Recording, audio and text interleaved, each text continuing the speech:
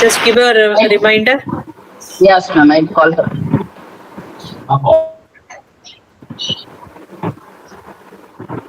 Oh, okay. 9:30, correct. Okay.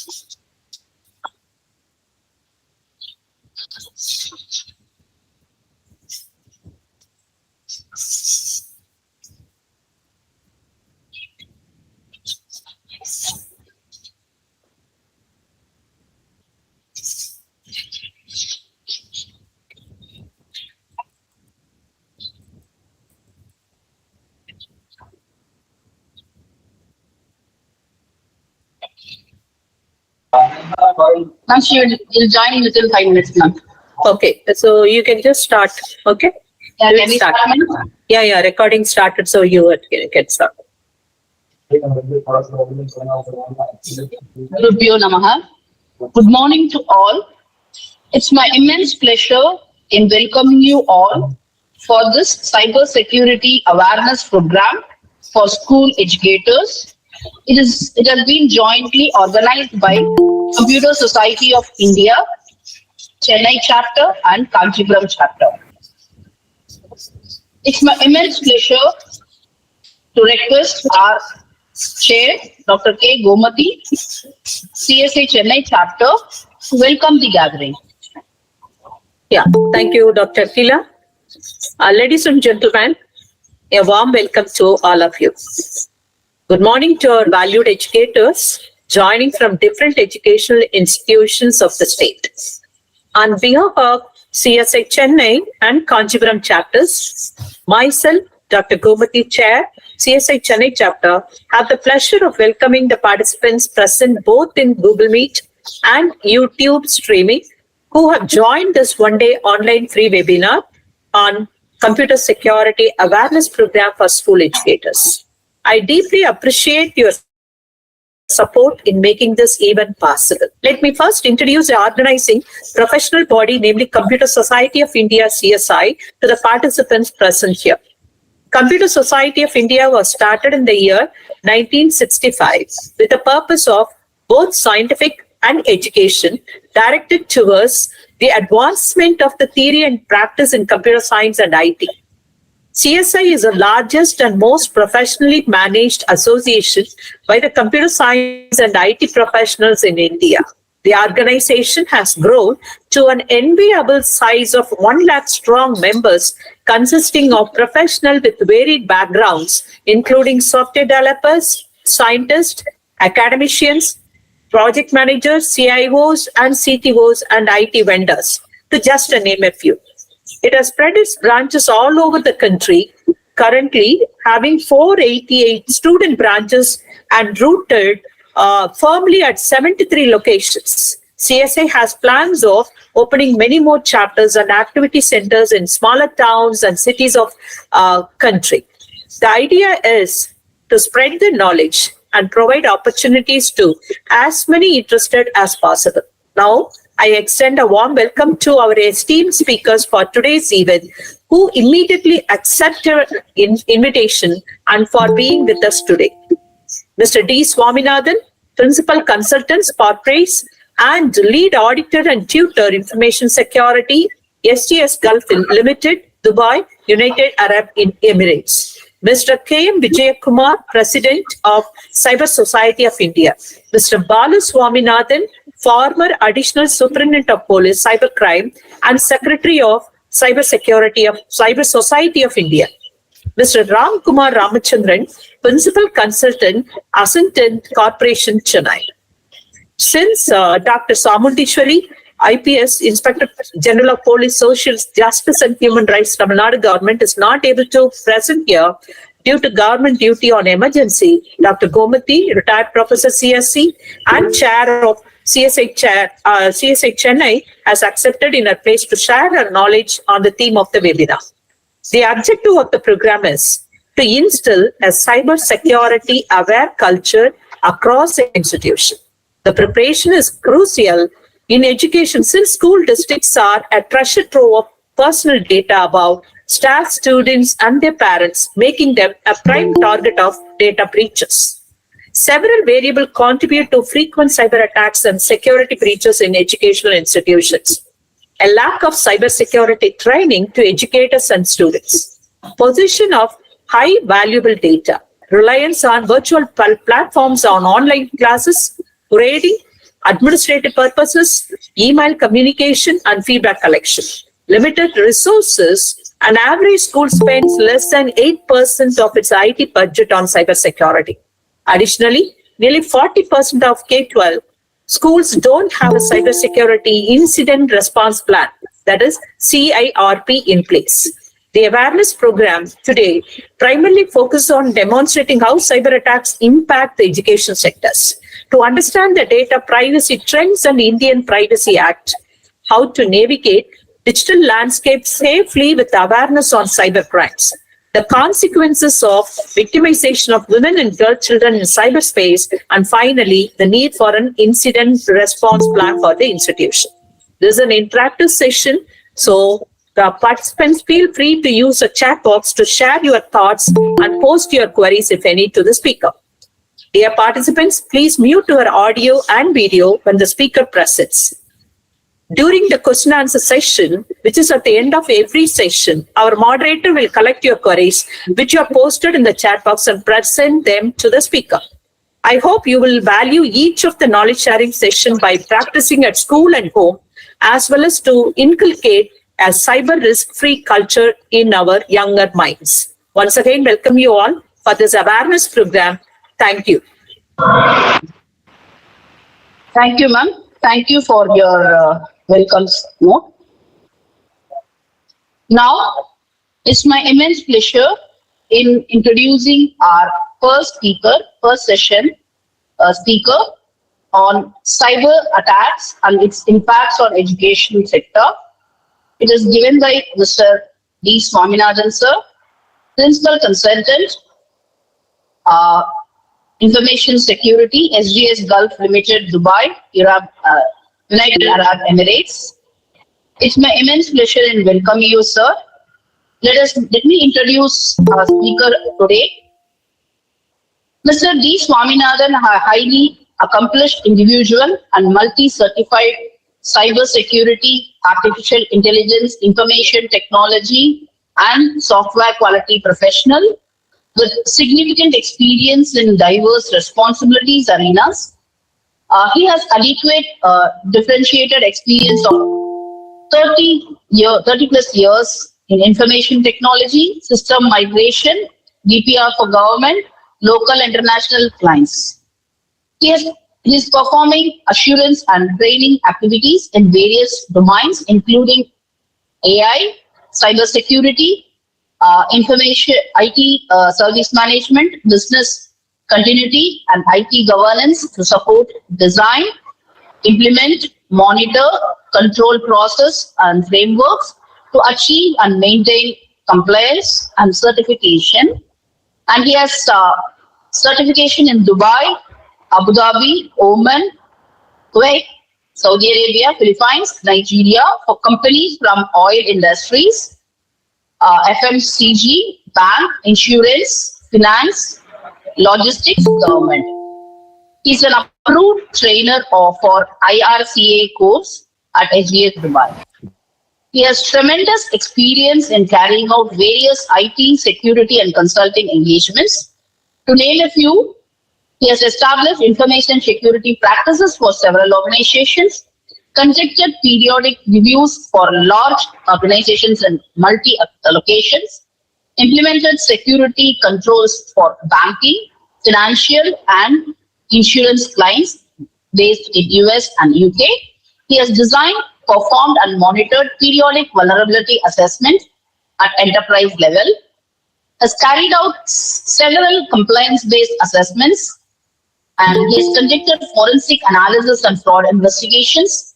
He has designed business continuity and disaster recovery plans for a large international organization, conducted IT/DR tests at Singapore, Philippines, Nigeria, Qatar, Dubai, Oman, Kuwait, and Saudi Arabia. He has adequately qualified in cybersecurity maturity model implementation. He has carried out gap assessment on COVID initiatives for a client in Oman. He has significant technical knowledge on AD, ASA, switch, firewalls, IDS, etc. He has conducted several trainings on COVID, CISA, CISSP, ethical hacking, ISO 27001, ISO 20000, etc. I am very happy to welcome you, sir. Now, the dais is yours.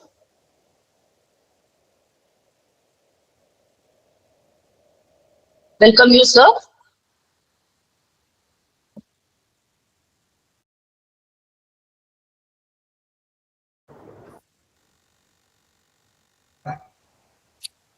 Hello. Good morning. You're very Audible, well audible, sir. Yeah, you Good are morning, very sir. well. Good morning. Good morning. Maitri ma'am, good morning. Yeah. Good morning, everyone. All the best for the event. Thank you. Oh, thanks, Maitri, for joining. Subramaniam. Okay.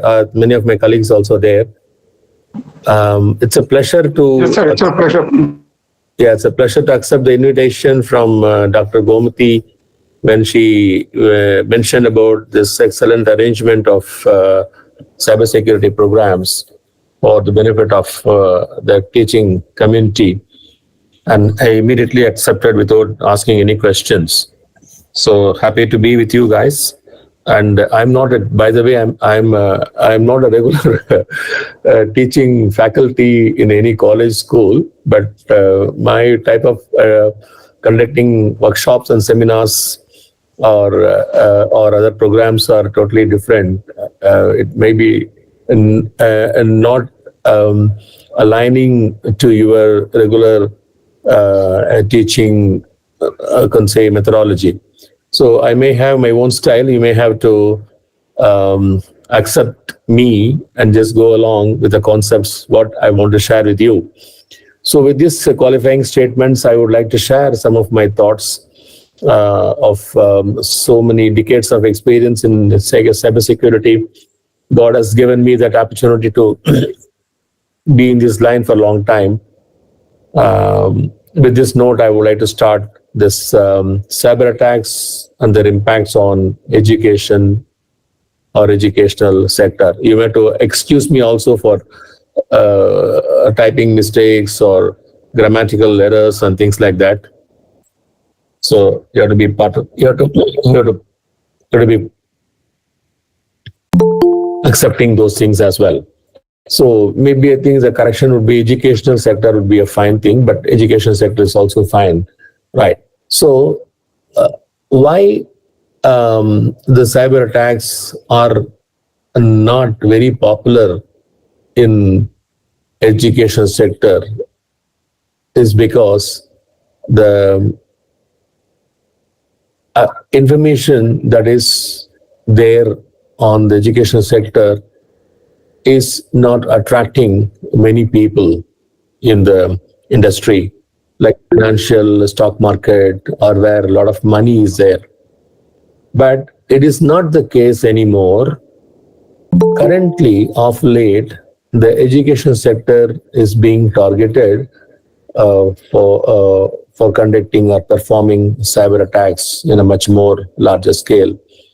This is gaining more and more popular now. Why? Because there are a lot of voluminous amount of information that is very easily available and on this sector, managed by various administrators who manage the devices, servers, etc.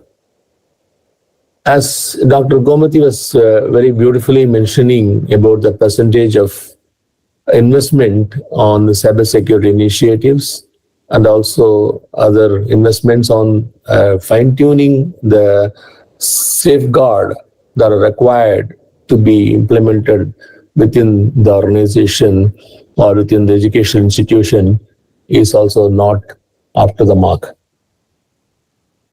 Having said this, we would like to really just continue with our own frontiers, like, where are the things which are there, like, we would like to have a very few agenda points, not much, overview, attacks, challenges and remediation, etc. And with this one, I would like to start with the cybersecurity overview. What does a cybersecurity overview means? Like, it is a safeguarding of the people, society, institutions, nations, anywhere we talk about, from cyber risks.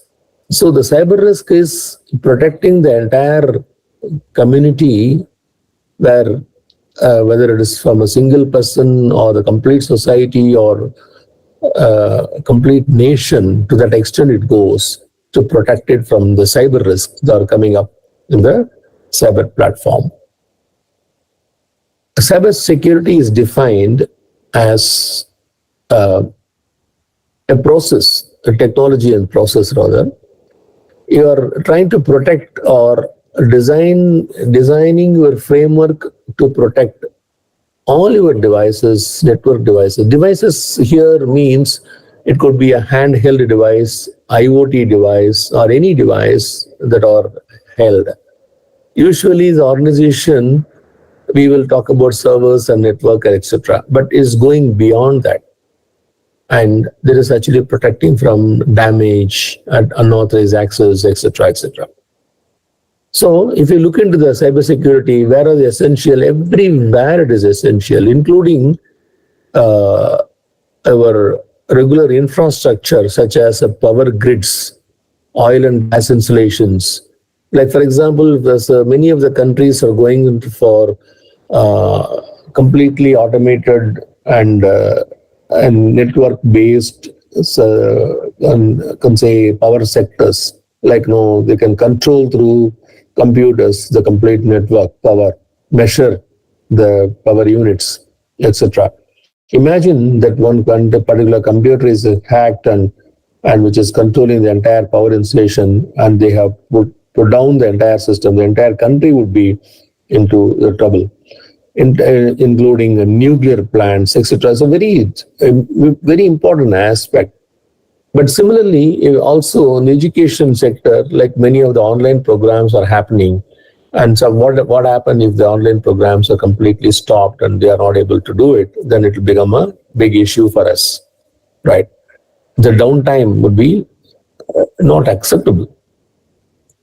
So it will be causing a lot of risk to your reputation, or complete credibility is lost. For example, some of the organizations which I'm going to talk about a little bit later, some organizations' data, education institutions' data is lost. They lost their reputation, in fact. Now, before proceed to security side, I would like to mention about, slowly moving into cyber security or information security, that difference is to be identified by us between privacy and security. Privacy is all our information which we are sharing in many platforms or many means or with many organizations on a day-to-day basis. For example, if you are traveling, you are be giving your passport number. Somebody will be storing it. And if you are going to apply for any bank loan, you will be sharing your personal identity, such as Aadhaar card or any other data. If you are going to apply for some insurance, then you will be giving details about your medical insurance or whatever. And many times we share our phone numbers, etc., etc. Like this, there are information that are shared, like a personal information that is being shared amongst many entities, many times, many platforms are on our own. We do it on our own, right? And to what extent the people who gather are safeguarding it is a form of information security aspect. Do they really protect it? Do they really share this information to only to those people who are required to be needing it, or they are sharing it with anyone and everyone? For example, all of us know that if you really go for a like mobile phone, new mobile phone, like no, you want to get additional mobile phone. Moment you get the phone, suppose if you're buying from a shop, and by the time you reach your home, you will be getting call from the banking or the institution saying that do you want a loan? There's a kind of information that is being disseminated, shared very fast, unethically. There is a regulation has also come for that. Now, moving on to information security, any information that is having a value to the organization is forming under the category of information asset. I don't want to go into the talks of information, data, etc. But any information that is value to the organization is viewed as information asset and that need to be protected from unauthorized access. And while we are protecting it, there are three elements which are there in the center of this slide, which I am showing it: confidentiality, availability, and integrity. There are three aspects of information protection need to be ensured all the time, whether the data is stored, whether data is moving, or whether data is archived or shared, processed, or any form of the data which is available that need to be protected adequately. There are other aspects such as authenticity, accountability, reliability, non-repudiation, or some of the additional parameters, additional characteristics of information security. All these things are happening to prevent any attacks, damage, or hacking, or detecting such infections, virus infection or any infection. You should have a capacity to detect them and also mitigate them. After that, you find out some mistakes, something's happening really, then you need to have some sort of a mitigation techniques that will help you to address the issue. So it's the overall picture of information security. One is the privacy and two is information security. What Dr. Komathy Madam was mentioning was lack of the complete information security initiatives in a large extent. An organization like a corporate would normally go for it. So, do we have adequate data in the school that required to be protected? That's a question you should answer. Now, let's look into some of the breaches in the education industry. For example, there is a data breach in Bangalore, like a potential data breach in other schools, wherein many parents felt that their kids' data have been completely shared. It happened in last year. And there is another institution in Punjab, Lovely Professional University. They have lost their data, or all the personal data, including addresses and other contact information of the new potential people who want to join the college. And likewise, Indraprastha University, Noida National University, all has been reported in the website that they are facing a data breach of information leakage. 3 out of 4 cyber attacks in the education sector is associated with the compromised admin accounts or user accounts. This is on-prem. On-prem That is, the people who are not willing to have a strong password, or maybe not protecting the systems adequately by not applying patches, etc., etc. So they're all reporting, and any attacks that is happening, it might be due to this only. That is what is reported by the popular website, the CIO.com. Now, I would like to start off with the differentiation that required to be identified, where all the private information or the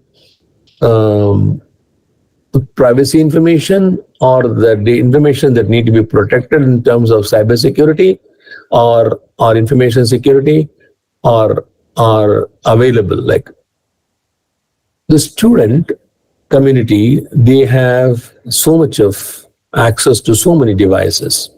Either it could be a school device, or it could be a public device, or it could be another platform, digital platform, in which they'll be sharing a lot of data. Their identity, their photo, various identity measures, and educational details. What is there in some unauthorized people accessing this data? What will be wrong?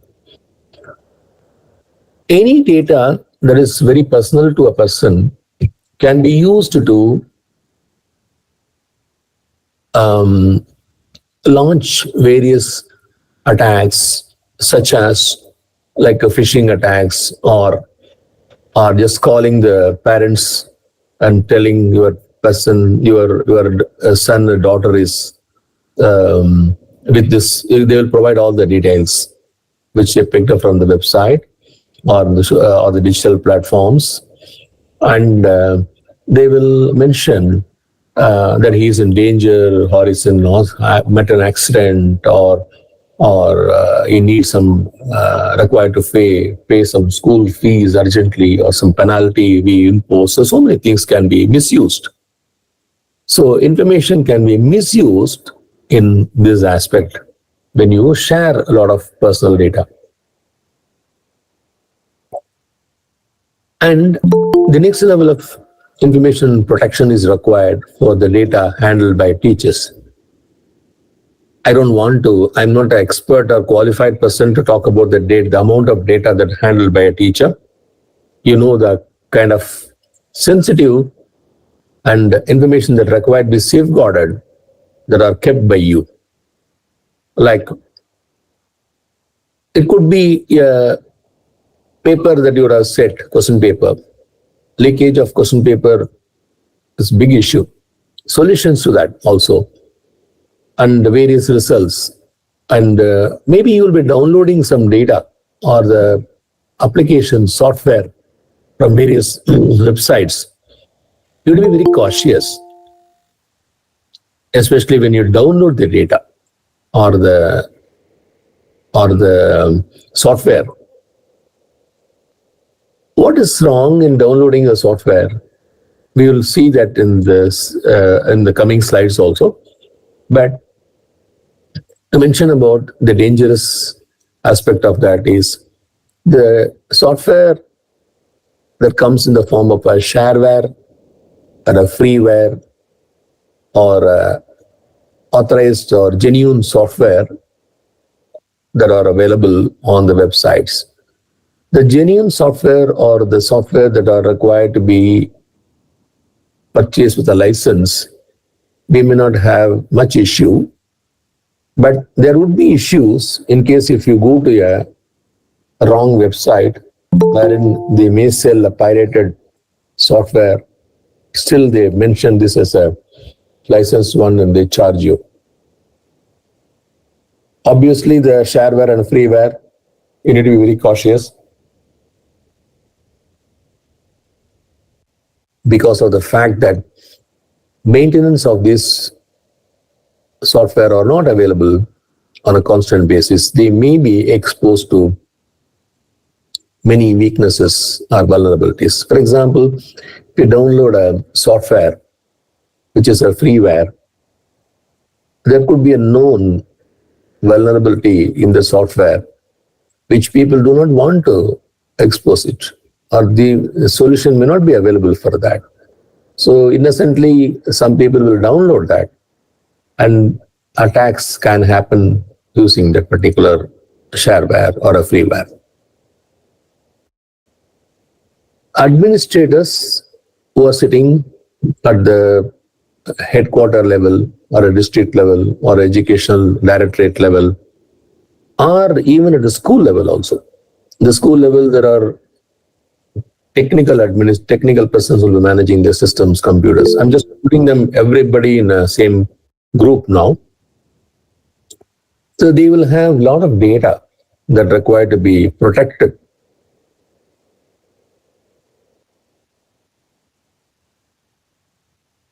So they will have to perform many of the sanity checks, many of the health checks on the computers, whether they are updating the critical settings. Many systems comes with the default settings, default passwords, etc. When you install a system, the administrator's responsibility is to ensure that they properly fine-tune it and have adequately secure mechanisms are enabled. A simple example is, if you buy a mobile phone, you may have not a password enabled in that one. But currently, of course, they are enforcing a password to be set. So like this, there are many settings that require to be done in the computer systems as well. And connectivity to external entities, be careful with that. And provision of access provisioning, to whom are you providing? Are you deleting the access that no longer require?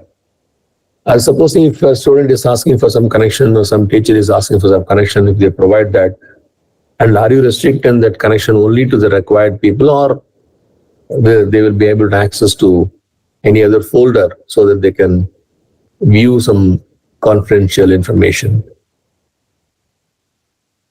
And this is where we need to be very careful, like, this is a district headquarters level, or different people, they need to be very careful with this. Now, the threat landscape is very large and wide. Like, I'll be going a little faster now. Already we are almost 10 o'clock now. We got another 45 minutes almost. I'm not able to see any of the chat windows because I'm showing it on the full screen mode. So if some questions are there, please somebody can prompt me, or something, some messages are there, you can prompt me. I'm not able to see the, page of this Google Meet.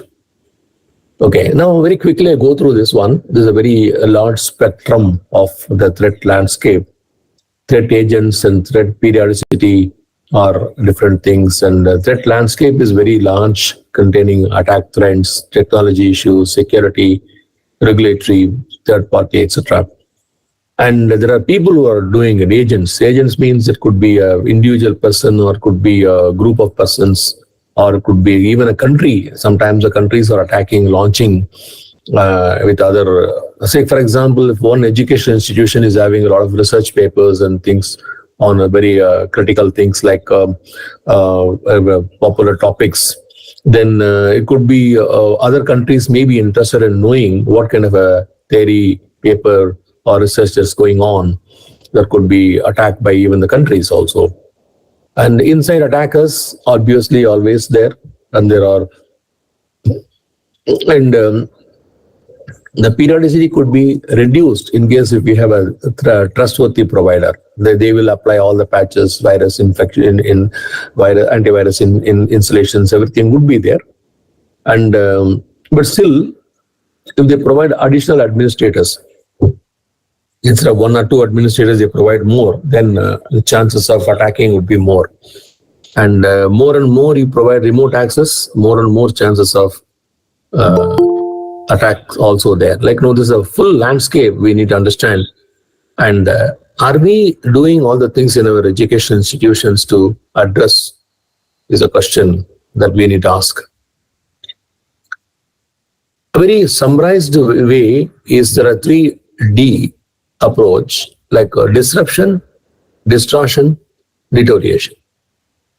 Disruption in the form of a malfunctioning by if you don't maintain a system, and it'll be malfunctioning, it will be deteriorating that way, or it could be like a theft of systems, physical theft, logical theft. You don't have any clue in case of a logical theft is happening. We do not know the information is lost, right? Unless we have a proper log or proper mechanisms of what they call as an endpoint security or a data leakage prevention. Unless all the things are there, we will not be able to find out that our information is lost. For example, if you keep your computer and just go for a small short bio break, then by the time you come, if you are not properly handled, and the information could be lost from that place, and we do not know whether it is lost or not. Sometimes unplanned outage, all these things are disruption which don't like to be happening in an institution. Like suppose if you are conducting online examination, what if there could be a unplanned outage? And distortion, like your question paper would be modified, solutions modified, website defaced. All the things will really put us in a back step. And deterioration of all our things, like it will be having a lot of impact on our privacy data also. So I would like to further go down into some of the common attacks in the form of a malware that is causing very common to all industry, including educational industry, wherein we need to be very careful about it. One of them would be on the web, other one would be on the phishing attacks and email attacks, attacks on the applications. There are some direct attacks also. There are rogue certificates issued and ransomware. We will go one by one, and I've got slides for every topic area. And for all these malware types, there are many more also. I don't want to go into many other or all attacks. There could be hundreds, if not thousands, attacks would be there. How they come? Either they come through the freeware or a file share or USBs. Many organizations in the corporate side, they block USBs. Is it done in the colleges, schools, education institutions? I don't think it's possible, because we allow very freely the USBs. Only things we can do is that we can have a proper antivirus, updated antivirus installed, so that we can scan the device before this is being accessed for transferring files between the device. And of course, obviously, email, that no organization goes without emails. The only external window for any organization is the email approach. And there are many things that we will be going through some slides. What are the kind of things that could causing harm through the email? Insecure network, meaning that you don't update the patch, you don't have a proper connectivity. There could be requiring to be done in encrypted mode, but you allow the data in a plain mode. So there are many insecurity available in the network settings that will cause the organization to lose the data. It can be control. You can have a control systems, or malware can control the entire system, entire corporate network, or the complete campus network. I have audited some educational institutions also, big universities and institutions. They are all gone for certifications like Information Security Management System. This is called ISO 27001 certification. I audited them for some of the colleges and universities also. And it is again similar to any other corporate network, but still the openness in the campus, there could be multiple campuses would be there within the large campus. There would be so the malware can take the control of the entire campus. All the systems in different libraries or different administrative finance and different admission units, different places it can take a control on it and replicate the malware and infect all the files, and sometimes it will even observe the network, what time more activity is going on, etc., etc. Now let's go to one by one, we'll see one after another. What are the things that can be giving some explanations about this? So, war by downloads,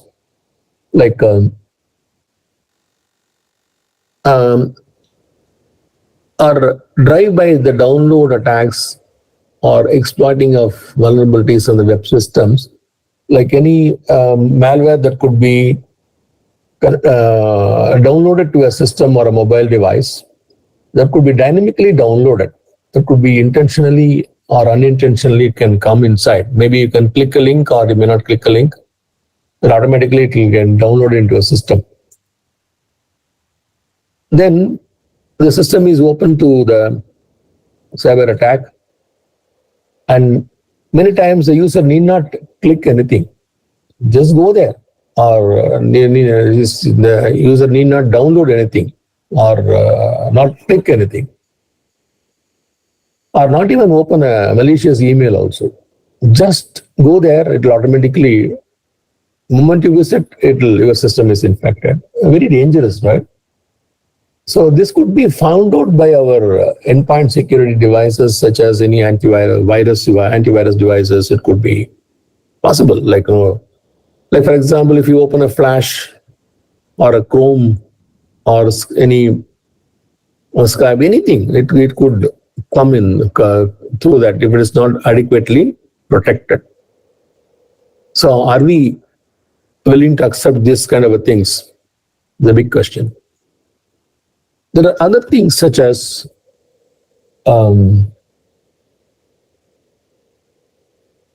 spear phishing, valing, water holing, or social media links. There are a couple of malware attacks, which I just mentioned a few of them here. What is spear phishing? It is a personalized phishing attacks. Like, for example, it could be targeting to a student or a teacher or a principal, specifically asking them with a name and all. And it'll be customizing. Oh, yeah, I know you. I met you in this particular seminar and we're happy to be in touch with you. And we are from the organization. We are offering some discounts for travel, etc. Then they'll be targeting you. So we may not know that this is, we think it's a very personal one. We may not know that this is an attack and we may fall a prey. And they will target not everybody in the organization. They will target the IT administrators, are those who have some key positions in the in maintenance of computer systems, or maybe a question paper, like in the school environment, they target the person responsible for the school question papers. They will target it. Next thing is a valing attack, is a top executives and the popular personalities and senior research personnels. This type of attack is very beautiful one. For example, they will be attacking the top, principal or a correspondence of the school or college. Then they will compromise his system. Then they will write mail from his system to the probably the faculty who is responsible for setting up a question paper, or awarding marks, ask them to share the data. Obviously, the faculty, if he is not verifying with the correspondent, or he thinks it's very late in the night, in the evening time, the faculty do not want to disturb, then he or she will share the data to the email, respond back to the email. Obviously, you will leak the information. Very dangerous. It's valing attacks. It's happening very popular in the corporate sector. Waterholing is a caution for every teacher or everyone, including me, need to be very careful about accessing a website for information. Anything is there, we'll just immediately go to some website and just collect the information and type some text. Nowadays, the ChatGPT is also there. We'll all collect it. But imagine that you are trying to visit a website, and that website is providing some information to you. At the same time, they will also inject some malicious code into your system. They will inject without your knowledge. This is the terminology related to the water holing technique used by the poachers in the forest area. They will create an artificial pond in some place, and they will have water and other things, and so that the animals can come and drink water in the hot climate, and the poachers will attack without being aware of that particular animal. The same way that we will be entering ourselves into a website wherein either our information is captured or we are already attacked by them. The digital platform attacks, like a combination of various attacks, like malicious applications, ads, plugin, and various digital platforms that you are using it. So that will be subject to verification by you. There could be so much of information available there. We cannot verify everything. Sometimes we take them as a face value. This is where the danger comes. Now, moving on, another thing is called the malware attacks, on the form of email attacks, which I was earlier mentioning to you. Email danger in the form of unsolicited email or email from unknown source that might contain or that may have attachment that will offer you good package to a holiday resort, or offer you some very beautiful discount on some product that you are searching for. Currently, that information you are searching, any information you search in the search using a search engine, immediately you will get an ad saying that no, we are having it. Can you do? Next time, even sometimes some people say, even it happened to me also. And if we have any electronic devices at home that is connected, like Alexa or any other device, and you talk to somebody that now I'm planning to go for this holiday, this trip, or I'm planning to buy a shoe for myself, or something like that. If you talk, then very surprisingly you find those ad in you when you search next time. It all happens. So we are being watched all the time. And one other thing is that based on that, you might get a personalized email, and that where you become, or we become including myself, become an easy target for this. Many times I also tempted to click some links, but I try to avoid that because the message is so genuine and we cannot resist a particular message there in that. Malicious PDF. Sometimes you download information from the PDF. We say, safe. And downloading instead of Word, you download the PDF file that is very safe. May not be true. Sometimes or many times the PDF or there are old versions, not the current ones. Currently it's been stopped, and the old versions still contain the malicious code inside that can script embedded, that can execute a system command, copy some file, delete some file, whatever. Malicious codes obviously on the form of a macros and Visual Basic scripts that will be spreading the malware, always abusing the target systems. This is a very common one. And it could be any Microsoft Office platform tool that is capable of controlling through scripting. Is a good one, but at the same time, if they are having a malicious code, malicious scripts, obviously we will be losing our data and we are easily attacked. All of us know, and we are talking in a platform wherein everybody exchanging knowledge. But what about the people who are not aware of it? Like in a home, at least one or two persons who are not very techie savvy, they may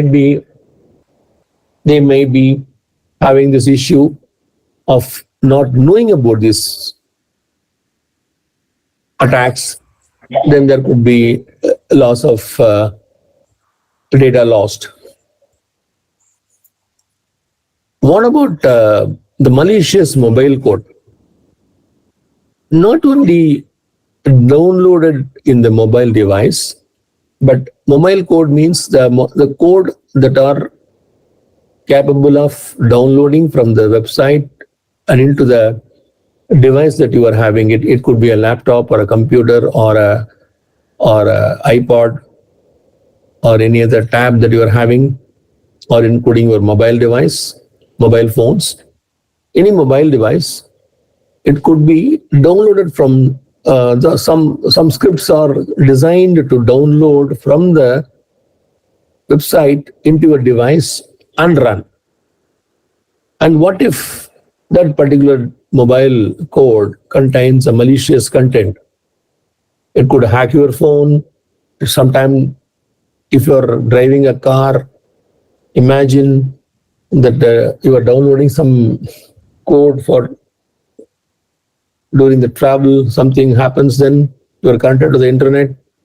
It will be very dangerous, right? So you need to be very careful when you are using a mobile connectivity of any device into the internet, any IoT device or any device for that matter. We need to be very careful that we are downloading the proper content. We'll move on to the application side. Like when you move on to the application malware type, there are many rogue applications. Like the applications could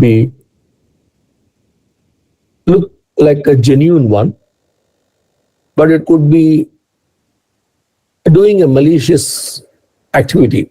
Like for example, there are many financial applications that have been removed from Google Play Store and Apple Play Store as well, Apple Store as well, rather.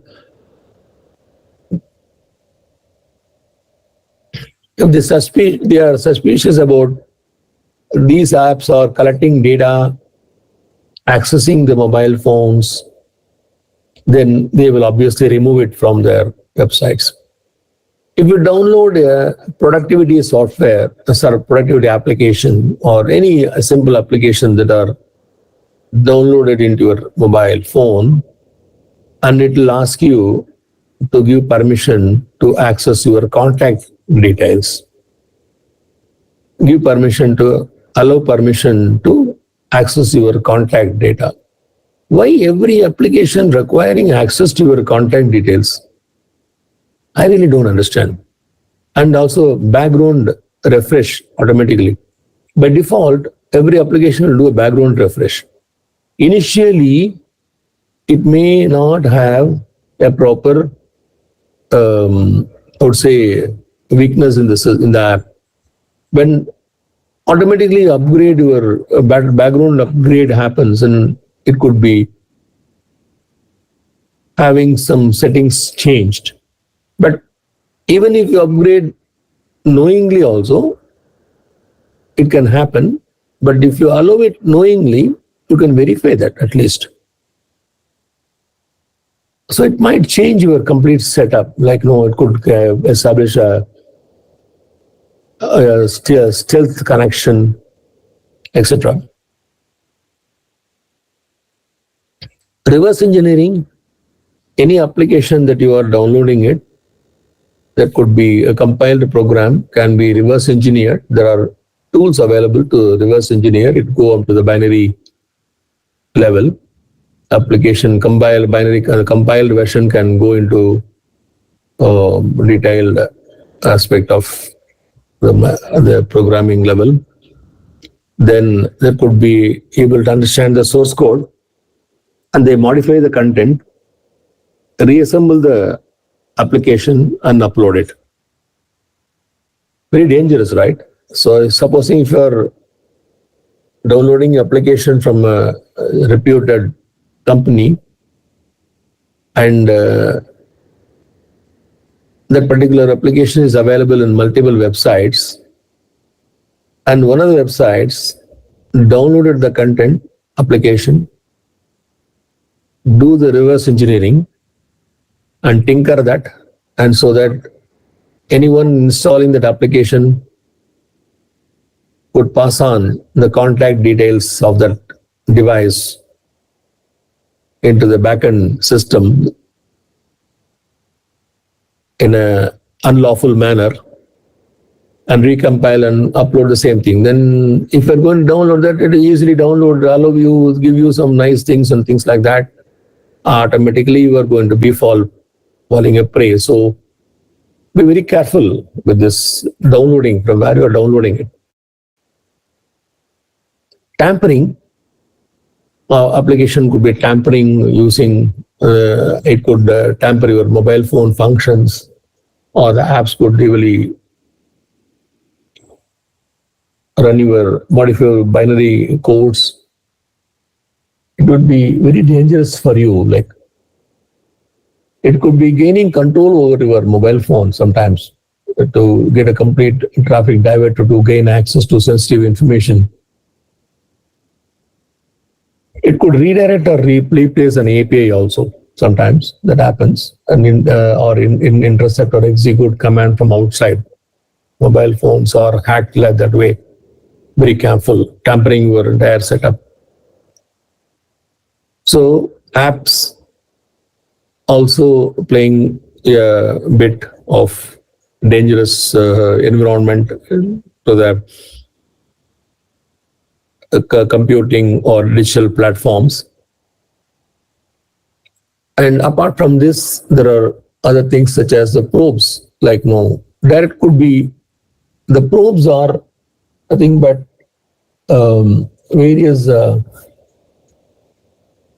coming in different types, such as malware probes, like it could be through a virus, or it could be through a worm, or something called a backdoor. Whenever you develop a software, some people will write. In fact, I was working for some German company wherein we developed a tool for that is called a question banking tool. In that question banking tool, that is designed for the Ministry of Labor. In fact, it is even now they are used in all the industrial training institutes, ITIs. I was part of that team. So that particular tool, what we do is develop a environment application that allow the institution to define the streams, different streams, like fitter, turner, like this. There are different technical faculties are there. Under that fitter first year, second year, like this, we can define a different sets also, subjects or different streams.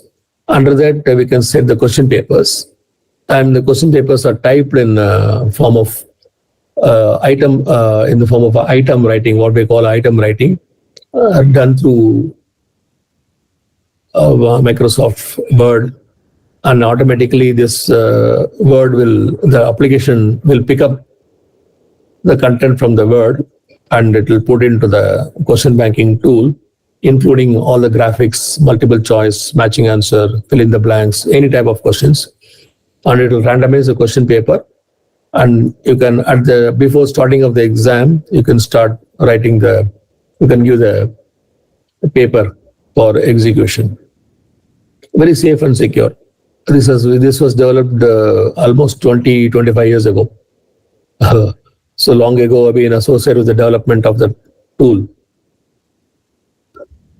Then what I was trying to say is that in the tool, we used to have a maintenance hook, like what we call the maintenance hook. Like, for example, in the application that is running, we want to do some testing, we press some combination of keys, automatically it will go and take us into the different mode, and we can do that.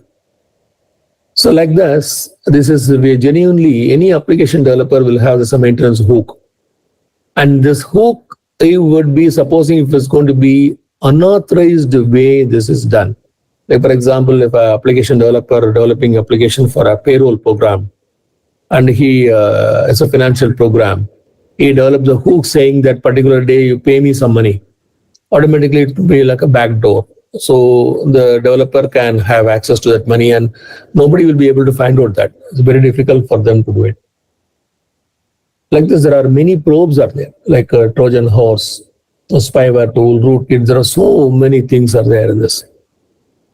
And we can easily find out that by signature based or a content based. We can probe them by looking into anomalies, common patterns on signature based, like a virus or worms can be detected through signature based, or any backdoors and things that can be done through the content based analysis.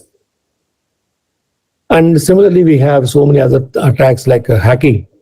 It's a very common one to hack to any software, any hardware. And the cross-site scripting, the code is injected into the server. And every time you access, immediately it will take you to a different place, and it will steal all the information, etc. Or sometimes the cross-site scripting can also use a browser itself. It can be your scripting could be there in the form of cookies. It will be there in the browser, and the moment you look into the browser, it will take you to a different malicious location, or pass on the information to malicious sites, etc. And web shells, it will create an environment itself. Like it will be, web shells are more dangerous in the sense that they will create a shell programming, and so web-based implementation can happen. And the web shell can allow remote access and to the backend server from your system.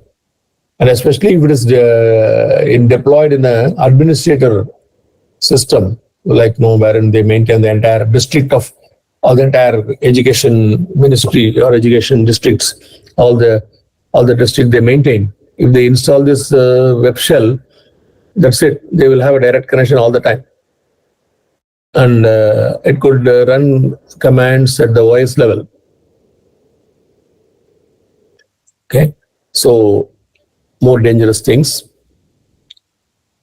This is very important to know that even if you want to go for a certification, like, the certifications are nothing but digital certification for the digital platform. And sometimes the digital certification issuing website itself is malicious. So you cannot believe the certification issued by the certification websites. These are all rogue certifications. In this series, the last one is ransomware. And ransomware is more popular, gaining more popularity. It has come into play for some years, some time ago, but it will not go so long the people are not having proper security controls. They are subject to get infected by the ransomware. They demand ransom money. Even if you pay, there is no guarantee that your data is retrieved or you are allowed to retrieve your data.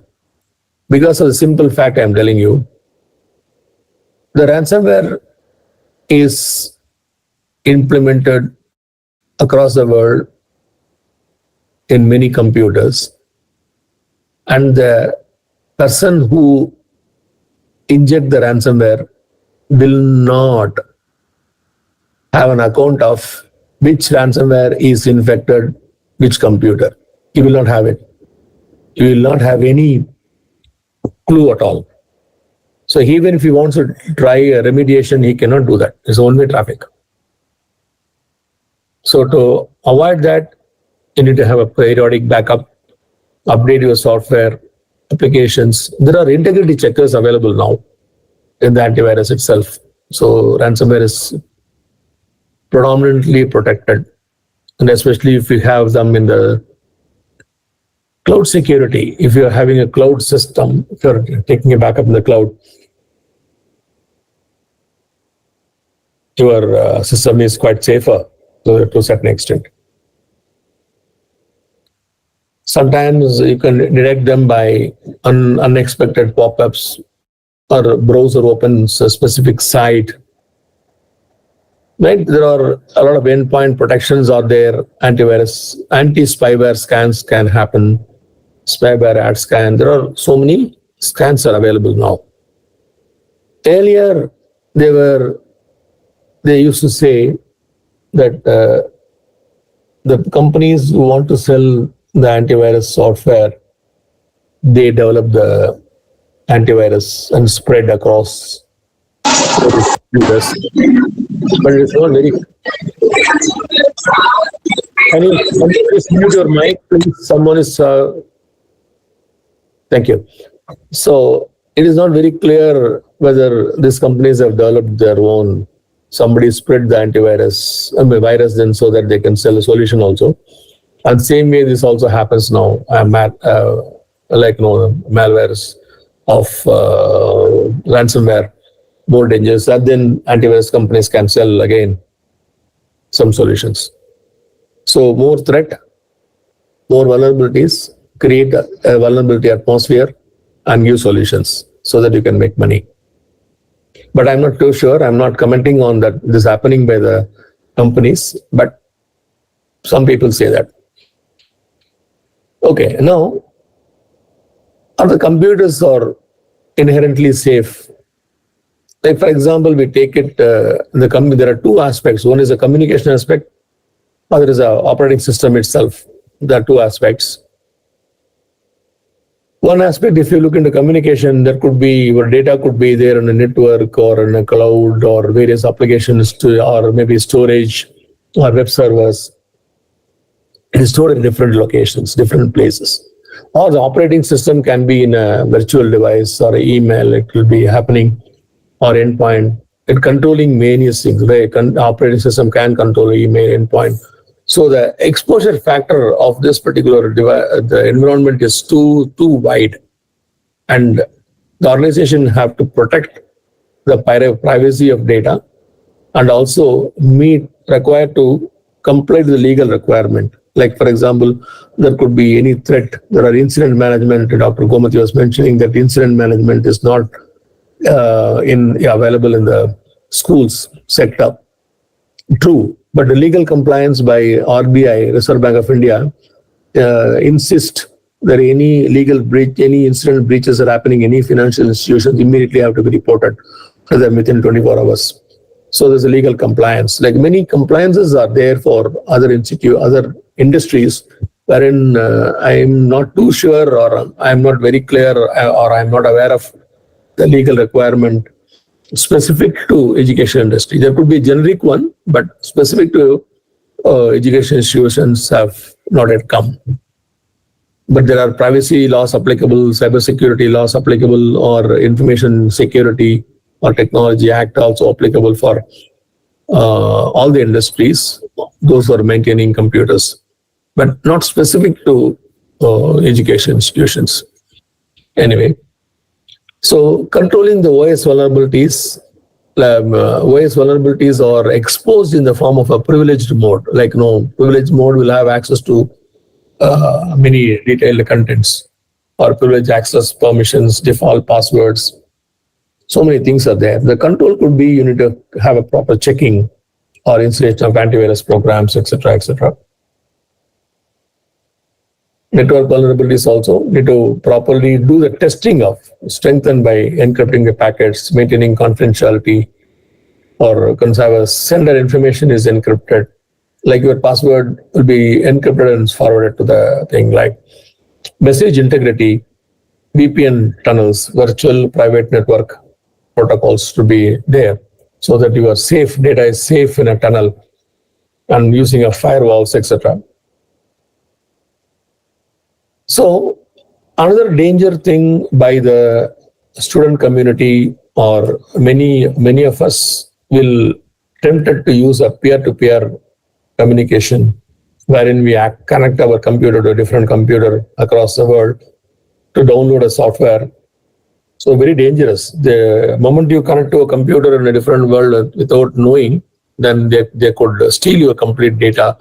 And especially if a system is connected from the school campus network,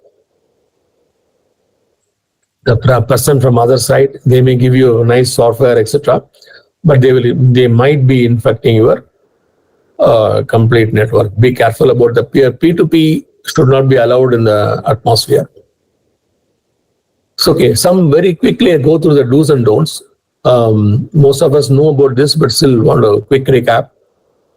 Official purpose emails to follow storage guidelines, etc., and outgoing email. Especially don't open your email with attachments, and especially from unexpected or unsolicited area. And do not circulate chain mails, hoaxes, inappropriate. So should not be party to the spamming of mail servers. Other thing is that security violations preventing confidential information, like like student data, personal data, identity, or teachers' question paper. We need to protect them, whether it is in a processing time or in a transmitting time or at a data at rest. We need to be careful. Like, for example, it could be identify what are the confidential information that you are having it, and especially shred them. Like, there are shredding the paper shredders are there. Need to confidential information should be shredded. I don't know how many schools will have the shredders. Will have it, or afford to have it on every classroom or every place where they have handled the confidential data. We need to be cautious about that. And transmission, especially if you transmit some confidential files, please encrypt them. Encrypt the file and share the password in a separate communication. And don't discuss in the common place, public media. DGOSes are technical, devices that will remove the sensitive content from a hard drive when it is going to be disposed of. Another thing, the social engineering, we should be very careful about this.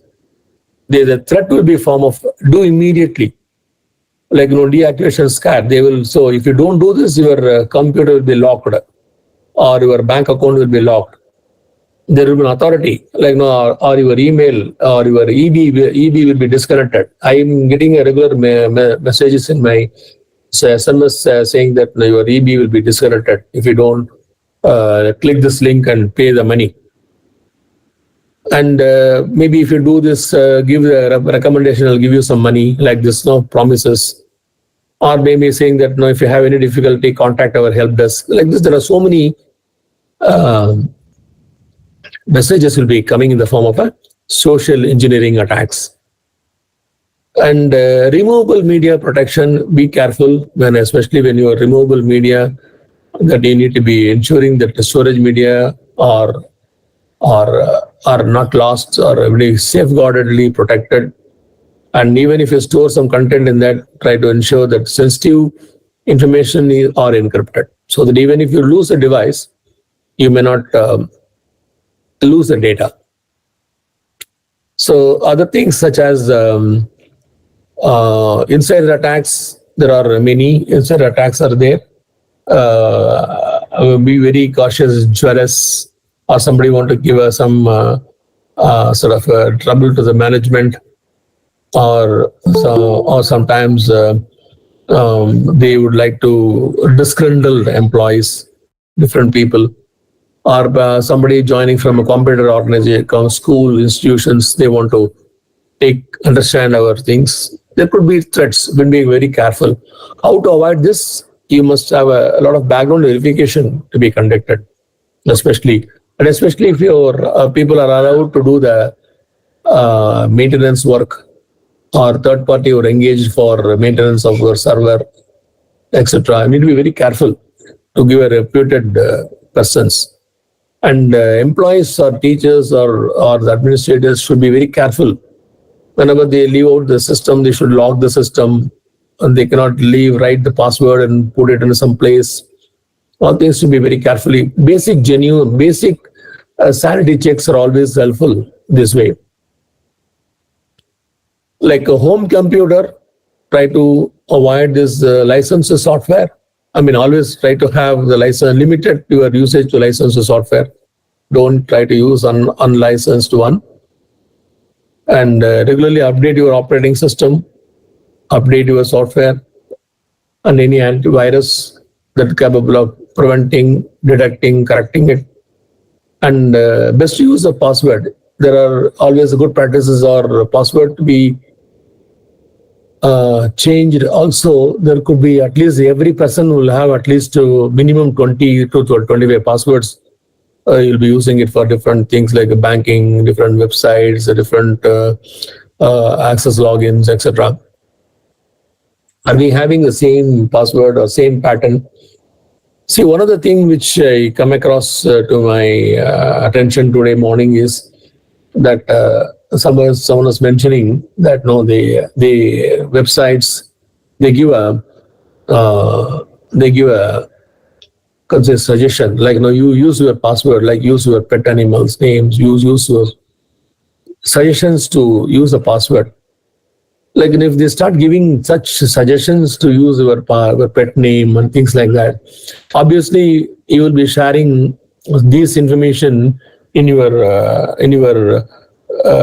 social media platforms, like your pet animals or your hobbies or your favorite books or your favorite movies. These things will be sharing this also, and people are suggesting in the websites saying that you can use these ones to remember your password easily. So when you give this one, like suggestions based on this one, I can also give you a suggestion. Okay, have your name, set the password like with a first name of the month and your something like that. I can give you some suggestions which is unique to everyone. But if I'm going to give it that one, if you're going to set it one, I can easily guess it and I can try to hack your system. So such kind of it is kind of like a waterfalling kind of technique they use currently. They use suggestion to give a good password is not to be taken for granted. Be careful. Phishing mails, look for the from address, to address, look for spelling mistakes, incorrect grammar, usually messages in capitals, and hyperlinks. Do not open attachments. Immediate, urgent, threatening, time-bound action in a mail, or not to be recognized as a bad mails. Then digital platform cautions, another one, like not uploading or sharing inappropriate messages, and showing respect to posts generally. There's respect other sentiments, etc. Otherwise, there could be legal penalties. And blocking or reporting people who post up contents, etc. And accepting friend request. Tell the students, and they are very cautious, but still we can tell them that accept the friend request when they completely know. There are many cases that they profile themselves in a website as a very good person, and even females are mimicking as male, or males are mimicking as female. This is very dangerous. Unless you know a person, don't accept anybody's request at all. And financial help, very carefully handle. And on the administrator side, we need to be very careful. The teachers need to be very careful in downloading, uploading contents, and encrypt the files, etc. And download from known websites only, network only. Ensure two-factor authentication for your logins. Currently, Google has Gmail. I use Gmail. It is asking me whenever I change the network, like for example, if I travel from Bangalore to Chennai or Chennai to Dubai, then I will not be able to access my mail. Then immediately ask for my credentials to be verified through two-factor authentication. So this is, they change this kind of a unique location-based, signature-based, location-based authentication are happening in some of the websites. For that, they use a two-factor authentication. Some school or administrators, they can use a two-factor authentication for logging into admin data, like OTP to be enabled in the system, like apart from the normal password, etc. So carefully, the higher level, you need to be very careful about the ransomware, basic security settings, and need to know practice, etc. Need to know. You cannot give access to everybody, every access. Only those people want to do something, only for that people only they should know about the logins, etc. It's a concept. Thank you so much. I think I'm on time, maybe a little not allowing much time for the questions now. Only 8 minutes are pending now. So this is my credentials. I have gone through a long journey of my certifications. More than 2.5 decades, I'm learning many security certifications. I'm still doing it. And every year, 1 or 2 certifications is my target. I'm still a student, not a complete, you can say, teacher side. Okay. Thank you so much for patiently listening to me. If you have any questions, you can ask me. Let me try to answer it now. If I'm not able to answer it, I will answer it later. Thank you. Over to you, please. Yeah. Dr. Akila? Thank you, sir. Thank you for your wonderful session. So you started covering from cyber security, and you just mentioned about these security issues at various levels, like student level, teachers level, and administrator level. And also you touched upon the types of threats, and also about malware, how to detect it, how to get rid of it. So all those things you covered. Now I request the participants to raise the questions. If you have any questions, please unmute yourself and ask, or you can type it in the chat box. Makati?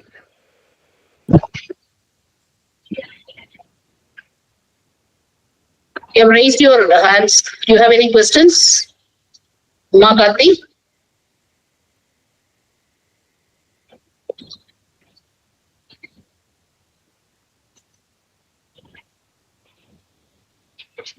Any questions from the participants?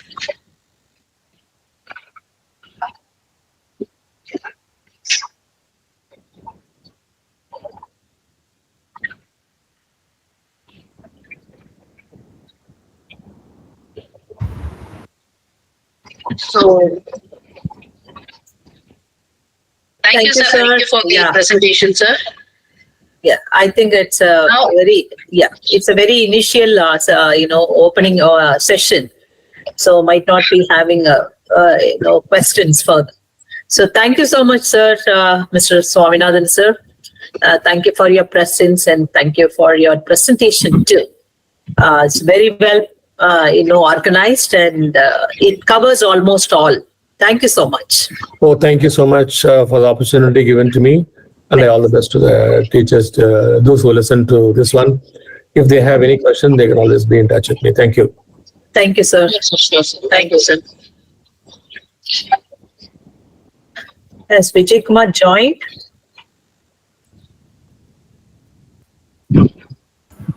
Yes, I'm in. Yeah, yes, sir. Very good morning. Good morning. Yeah. Good morning, sir. Ma'am, can we just start, ma'am? Yeah. You can go ahead with the introduction. Thank you all for attending the first session. And I request all of you to mark the feedback within 15 minutes. It will be long. So please take care of that. And now we have going for the second session of today's one-day webinar.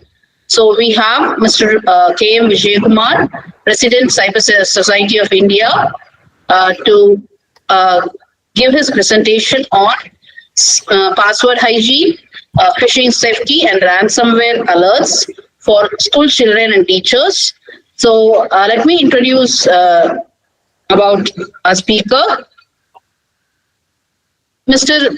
Vijay Kumar is an award-winning cybersecurity leader with over 26 years of versatile experience in the information security realm, and work experience spreads across IT, telecom, consulting, and training.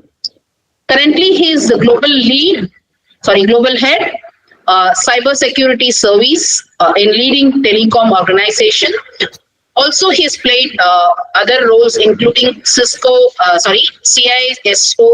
India Operations Managing InfoSec organizations, GSOCs in India and USA, and regulatory compliance. Prior to that, he worked in various leading IT services and consulting organizations in India and abroad, where he has instrumental in setting up InfoSec organizations and established governance, risk, and compliance activities. Consulting service various customers on various InfoSec standards and assurance initiatives. He holds the position of President, Cyber Society of India, and President ISC2 Chennai InfoSec Security Forum. He has won top 100 CISO in India award from CISO platform. He is an eminent speaker in various cybersecurity forums in India and international locations, and also wrote several articles on cybersecurity topics, regular speaker in leading satellite TV channels for panel discussion on cyber crime awareness related topics. It's my immense pleasure and welcome you, sir. I welcome you and the forum is yours. Thank you, sir. Thanks for the introduction. Good morning, everyone. It is indeed my pleasure to address the CSI forum, sharing my experience and best practices on various InfoSec topic to teachers, because teachers play an important role in imparting not only on the education part, the cybersecurity awareness to the students as well. I think it is the great initiative done by the CSI, because by imparting awareness to the teachers, it will have an effective cascading effort, basically to further in turn sharing the knowledge, whatever the teachers have attained right through the various the forums, various sessions, right? So it would be much more effective. With that introduction, I think the introduction briefly they have covered about my professional experience and my contributions to the various information security forums in India and international locations. Before getting to the presentation, let me take a couple of minutes to give a brief introduction about Cyber Society of India. I am the president of Cyber Society of India. Cyber Society of India formed in 2004. It is basically like-minded, the security professionals, law enforcement professionals, and legal professionals come together and form this forum in 2004. We have been conducting the various in-person workshops as well as the virtual workshops to create predominantly awareness on the cyber crime related matters, cyber law related matters, emerging security topics, right? The idea is to create awareness because today there are a lot of actually the technology evolution, even the cyber crime scenarios also, the emerging technologies are there, right? The technology involvement creating or involving the cyber crime scenarios.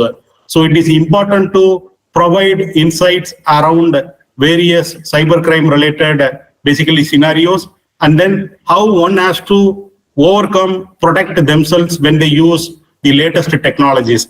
That is what we have been doing. Our vision is predominantly on to bring awareness to the netizens regarding cyber threats and prevention techniques, which helps in building a peaceful and ethical online community. To achieve this mission, as I mentioned, since the inception of this forum in 2004, the Cyber Society of India is efficiently collaborating in its network of people from the judiciary, people, government officials, and the law enforcement people. We have been conducting various programs, online as well as the physical, for last few years, which had overwhelming response of participants from across the globe. So you can also visit the Cyber Society of India, cyc.in website. There is a YouTube channel, again related to the Cyber Society of India, wherein all our program, awareness program related video content is posted on YouTube channel, as well as our program updates are available in CIC website as well. So I would encourage all of you to spend time in going through the website, going through the basically the YouTube channel, and cascade this awareness to your friends and family members. With that introduction, let us get into the today's topic. Let me share my screen. Just confirm me whether you can see my screen.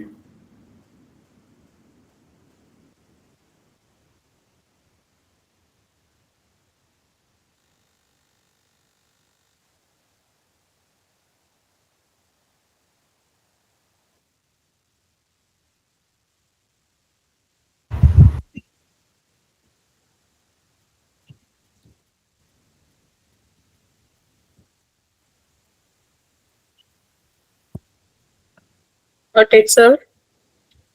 Yeah. Can you see my screen? Yeah. Very good.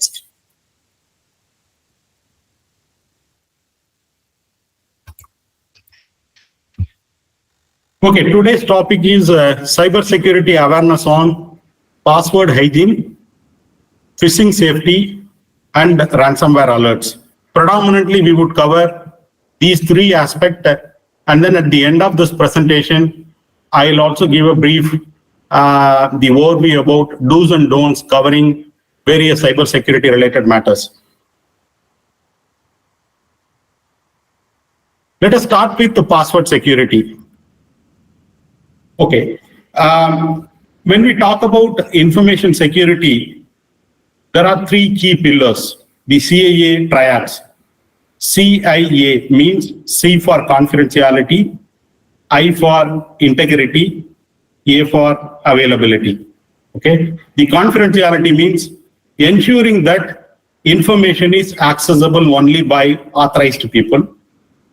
Integrity means ensuring the accuracy of the data, right? And no one altered even during the usage or the transit or in the storage, right? That is important for ensuring the integrity part. Availability is ensuring that the information or system is accessible when it is needed. If you take care of the three aspects, confidentiality and integrity and availability, then you will be able to basically secure the system data as well as protect from any sort of data breaches. So if you look at the CIA triad, the confidentiality aspect, how do you ensure the information is accessible only by authorized people? One of the measure or the one of the control is password. That is what we are going to cover, right? So password, many people think that password is something like it is for just login, some namesake purpose. If you set it for 3 characters, 4 characters, it would actually take care of the authorized access, right? I will talk about how you need to set the password which is stronger, which is a complex one, right? That is very, very important. So just I wanted to throw some of the questions, right? This is again for the participants to basically visualize what are all the various scenarios. So how many of you set the single password for all your personal account, official, as well as your banking account, right? Some of you. Then again, the second scenario is what is the minimum length to be set while you are configuring or setting the password? Is the 5 characters length is safe, or 6 is safe, or just 3 or 4 characters, right? When we talk about the password, if I set the password with only numeric, or if I set password only with alpha characters, or if I set with some combination of alphanumeric, does it enough, right? We will also talk about it. So what is the best practices? So if you set 4 characters length or 5 characters length, how easy for hacker to crack the password instantly? If you think 4 characters, if you put it only by numeric, it is instant. The similar way, if you set only alphanumeric characters, it is again few seconds it is going to take cracking the password. So to create this awareness, importance of awareness on the password, if you look at World Password Day is celebrated annually on the first Thursday of May to raise awareness, impart awareness on importance of setting a complex and strong passwords. So if you look at the statistics of the survey, 81% of the hacking related breaches leveraged either stolen or weak credentials. What does it mean? If you set a weak credentials, that is what causing compromise of the system. Because it is the weak credential, the credentials are compromised. It is available in a public forum that are leveraged by a threat actors, leading to some of the compromises. If you look at password, I don't want to get too much on cracking method or ethical hacking related things, because predominantly if you look at how do they crack these passwords or how do they sniff the password, there are various techniques, right? That's what given. If you look at the top 10, the dictionary attack, list of well-known passwords like password 123, flower 123, or name, date of birth, July 123, at 123, whatever, right? These all available in a dictionary. What they do is they use this dictionary, they run against this password attempts. If you set a weak password, within few seconds they can crack. Then the brute force attempt, it is a combination of alphanumeric characters, special characters. It would take some more time, but it is they'll be able to eventually crack that password. Social engineering, this is again, I will also spend some time on social engineering because this is very, very important. Today's topic will be covering phishing as well, right? The phishing, wishing, and smishing. This is part of social engineering techniques. Social engineering is non-technical intrusions to gain sensitive information from the user. When I say non-technical, in this case, hacker or the threat actor is not going to exploit any vulnerability on the system, right? What they do is they use psychological tricks. It could be certain impersonation, or it could be a shoulder surfing, or it is something like imitating somebody else's voice, try to gain this information, personal information. Once they get it, use those information to gain the access. That is what shoulder surfing is one of the technique. Phishing is one of the technique. Keylogger, there are certain malicious softwares. The moment your system is infected, whatever keystrokes, you type the passwords, it could be a PIN numbers. Those details are captured by the keylogger and then send it to the person who programmed it, right? Infostealer malware. Today, if you look at malwares are coded to basically collect information about sensitive information, password or PIN, right? Man-in-the-middle attack, when the communication takes place from source to the destination, somebody get in between, sniff the traffic, capture all the sensitive information, sensitive transactions, again getting the password. These are all the various techniques available today to crack the password, right? Then again, what are all the tools used? These are some of the top tools. John the Ripper, air cracking, Hydra, Hashcat, these are the tools. Now, how do we overcome from the scenario? How one has to set the complex or the strong password? Right. Now, you may be thinking, right, I have a password of 4 characters length, 5 characters length. I have set the password only with the numeric numbers. I have set the password only with the words, the lowercase or the uppercase. I have a combination. If you look at the table, if somebody is setting a password character length of 4 character and it is number only, today the kind of technologies tools are available, how long will it take for hacker to crack the password? Which is instantly. Instantly. It is 1 or 2 seconds will take time to basically crack the password. So same is the case for if you set a 10 characters length of password, only number, the password can be cracked instantly. Then again the second column, if you look at the second column, lowercase letters. Lowercase letters up to 7 characters, it is instant, 8, 5 seconds, 9, 2 seconds, 10, 58 minutes, right? If you look at the combination of upper and lower cases, then again, up to 6 characters length, it is instant. Then if you set more like a 7 and 8, 9 characters, it would take few minutes and hours. That's what it says, 8 characters length, 22 minutes, 9 characters, 19 hours. Again, the combination of all, the numeric, alphanumeric, special characters, then uppercase, lowercase, all those things you have set the password, right? Which means you need to have a minimum character length of 9 characters with the alphanumeric, the combinations, symbols, lowercase, uppercase. Then it would take for hacker or any of the tool to crack 3 weeks time, which means what will happen? That is the reason if you look at some of the corporate, they have a policy of changing the passwords at the regular interval, right? Once in 15 days, 2 weeks time, or once in 3 weeks time. Today, the world is moving away from passwords because this is again vulnerable, right? It is crackable. That is what it shows. If you look at the data points here, it clearly says whatever maybe, if you set the 10 characters length with all the combinations, still it is crackable. Only it takes matter of days, right? 21 days or the 20 days or maximum 30 days. So how do we overcome this? That is the reason if you look at the world is moving away from the passwords, they have come up with an additional layer of security, which means the second layer of security, what you need to do? You need to enable the multi-factor authentication. This is available for all the Gmail, Yahoo, the webmail, the free webmail, all the access you can configure for second factor, multi-factor authentication, right? If you go to your account, the settings, if you select the option multi-factor, then you will get a notification on your mobile when there is a login.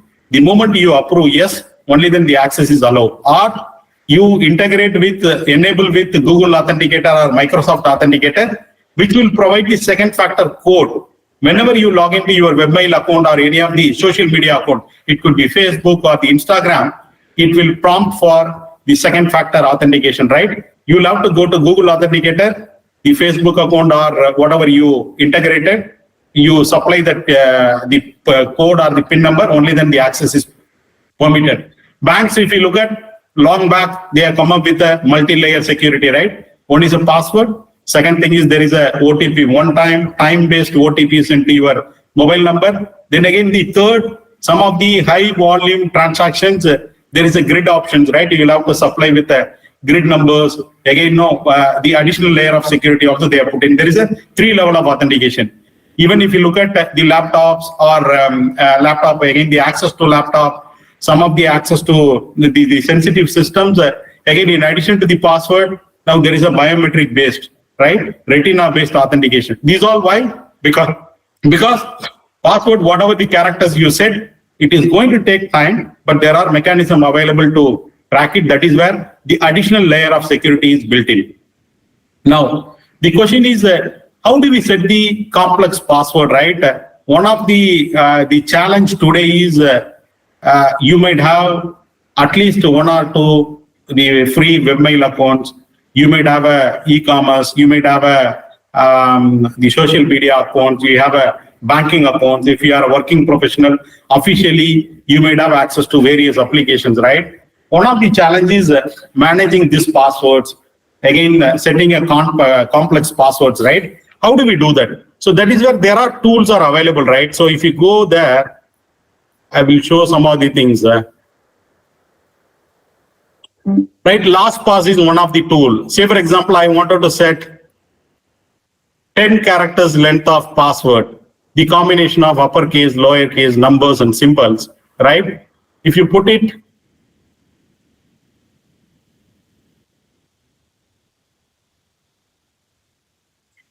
so it gives the password. So if I give 11, it gives a password.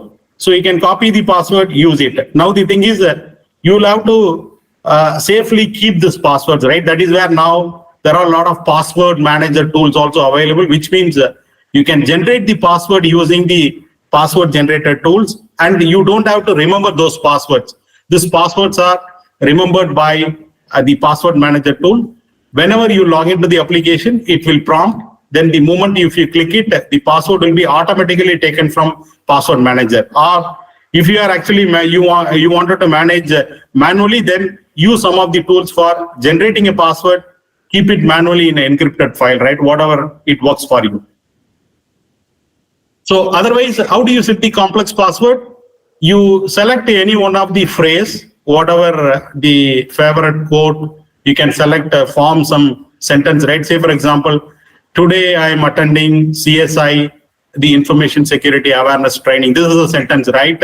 You can have your own algorithm. Each of the word, let me select the word, right? And then I put the date, something like that. You can form 9 characters, 10 characters password. This is again your own algorithm, but the algorithm you need to remember. I can set another password from the same sentence. Let us pick up the second letter of each word. In between add that again the hash, whatever, right? Then with the numbers, today's date, comma, the password. There are methods are available. Now, you know this, what are all the risks associated, right? Now, one of the thing is that you know a lot of accounts. Now, how do you know that some of you have a practice of setting a same password across all your accounts? Could be a personal, could be your bank, again, your official, all your e-commerce registration, right? One of the very big risks is many times, recent times, if you look at it, the Gmail got compromised, wherein the thousands of Gmail user IDs, the credentials got exposed. Then there was a news sometime back, Yahoo compromised. Then a lot of e-commerce websites, right, got compromised. The thousands of users' email ID got exposed. So some of the things like Big Basket, again the Aditya Birla, a lot of things, right? Which means now what sort of assessment done by you? You might have subscribed to those websites. You might have account on those things. When there is a news on the public news, have you done any assessment to see whether your account is impacted? Just assume the scenario. If you are setting a same password across all your account, one of the account, e-commerce account, is compromised. The credentials are exposed in the public, which means it is available in a dark web, right? Somebody paying a $5, $10, they can get the credentials, use those credentials to gain access to your accounts. Have you done any assessment? That's a big risk, right? Setting a single password for all your accounts, right? I will show you some of the things. How do you assess that whether any of your existing email ID or the passwords are compromised? If you look at this, is have I been pawned, right? So just I'll put a email. This is one of my email account. I'm just putting example to see whether this email ID is compromised, found to be available in a dark web, deep web, right? I just do the search. This is the collection of compromised the email IDs, passwords, this account, right? So it says good news, no pawn found, right? So which means this email ID is not there. Now, let me put a different email ID.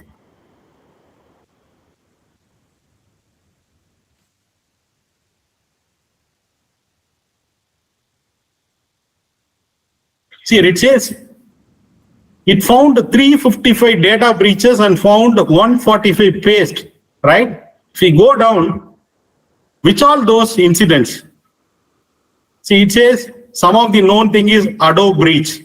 It had happened in October 2013, which means this email ID was used in Adobe for registration. This person is having account. The similar way, here if you look at Aditya Birla Fashion and Retail, December 2021. Then again, if you come down, Apollo account. Then if you come down, scroll down, Big Basket. Then again, the Bitcoin. This is again the Gmail, the dumb group, right? Like that, so many things. Now, ideally, what you should do when you found your email ID is exposed in a public or part of some of the compromises breaches, ideally, you should do this impact assessment to see whether your email ID got exposed or impacted. One of the best practices, go and change your password. That is one. Second thing is, if the multi-factor authentication is not set, then you will have to set to prevent any sort of unauthorized access, because already your email ID and credentials are exposed, which is available in a public forum, right? Only thing is, how do you prevent? Change the password so that even somebody using a compromised credentials, they will not gain access. Second thing is, by setting a multi-factor authentication, additional layer of security, you can prevent access to your accounts, right? This is important. This is what you will have to do. Now, what are all the best practices? This I spoke about. Sign up with some of the password managers, use password generator tool to set the complex password. When you set the password, again, the alphanumeric special characters, lower uppercase combination, at least you have seen the table, right? 9 to 10 characters length should be set, so that at least it would take 21 or 3 to 4 weeks time. By the time, you should have a practice of changing the password on a monthly basis. This is one. Second is, for all your account, web by email or the social media accounts, go and enable the multi-factor authentication. This is the immediate one. You can actually use Google Authenticator or Microsoft Authenticator. That is important, right? So again, avoid giving the personal information in a social media, right? Both your phone numbers or the email IDs, your birth date, again, the anniversary details, all those things, right? This is what basically attract this information, because hackers always use crawlers to basically pick valid information, email IDs, other personal information from the internet. Same informations are used against targeting the individuals as well. So these are all some of the best practices on password hygiene and password security. I hope you are able to follow me. Let me take a pause. Can someone confirm? Are you able to follow me? Yes, sir. Yes, sir. Yes, sir. Okay. Okay, with this, completing this password hygiene, let us move to this phishing.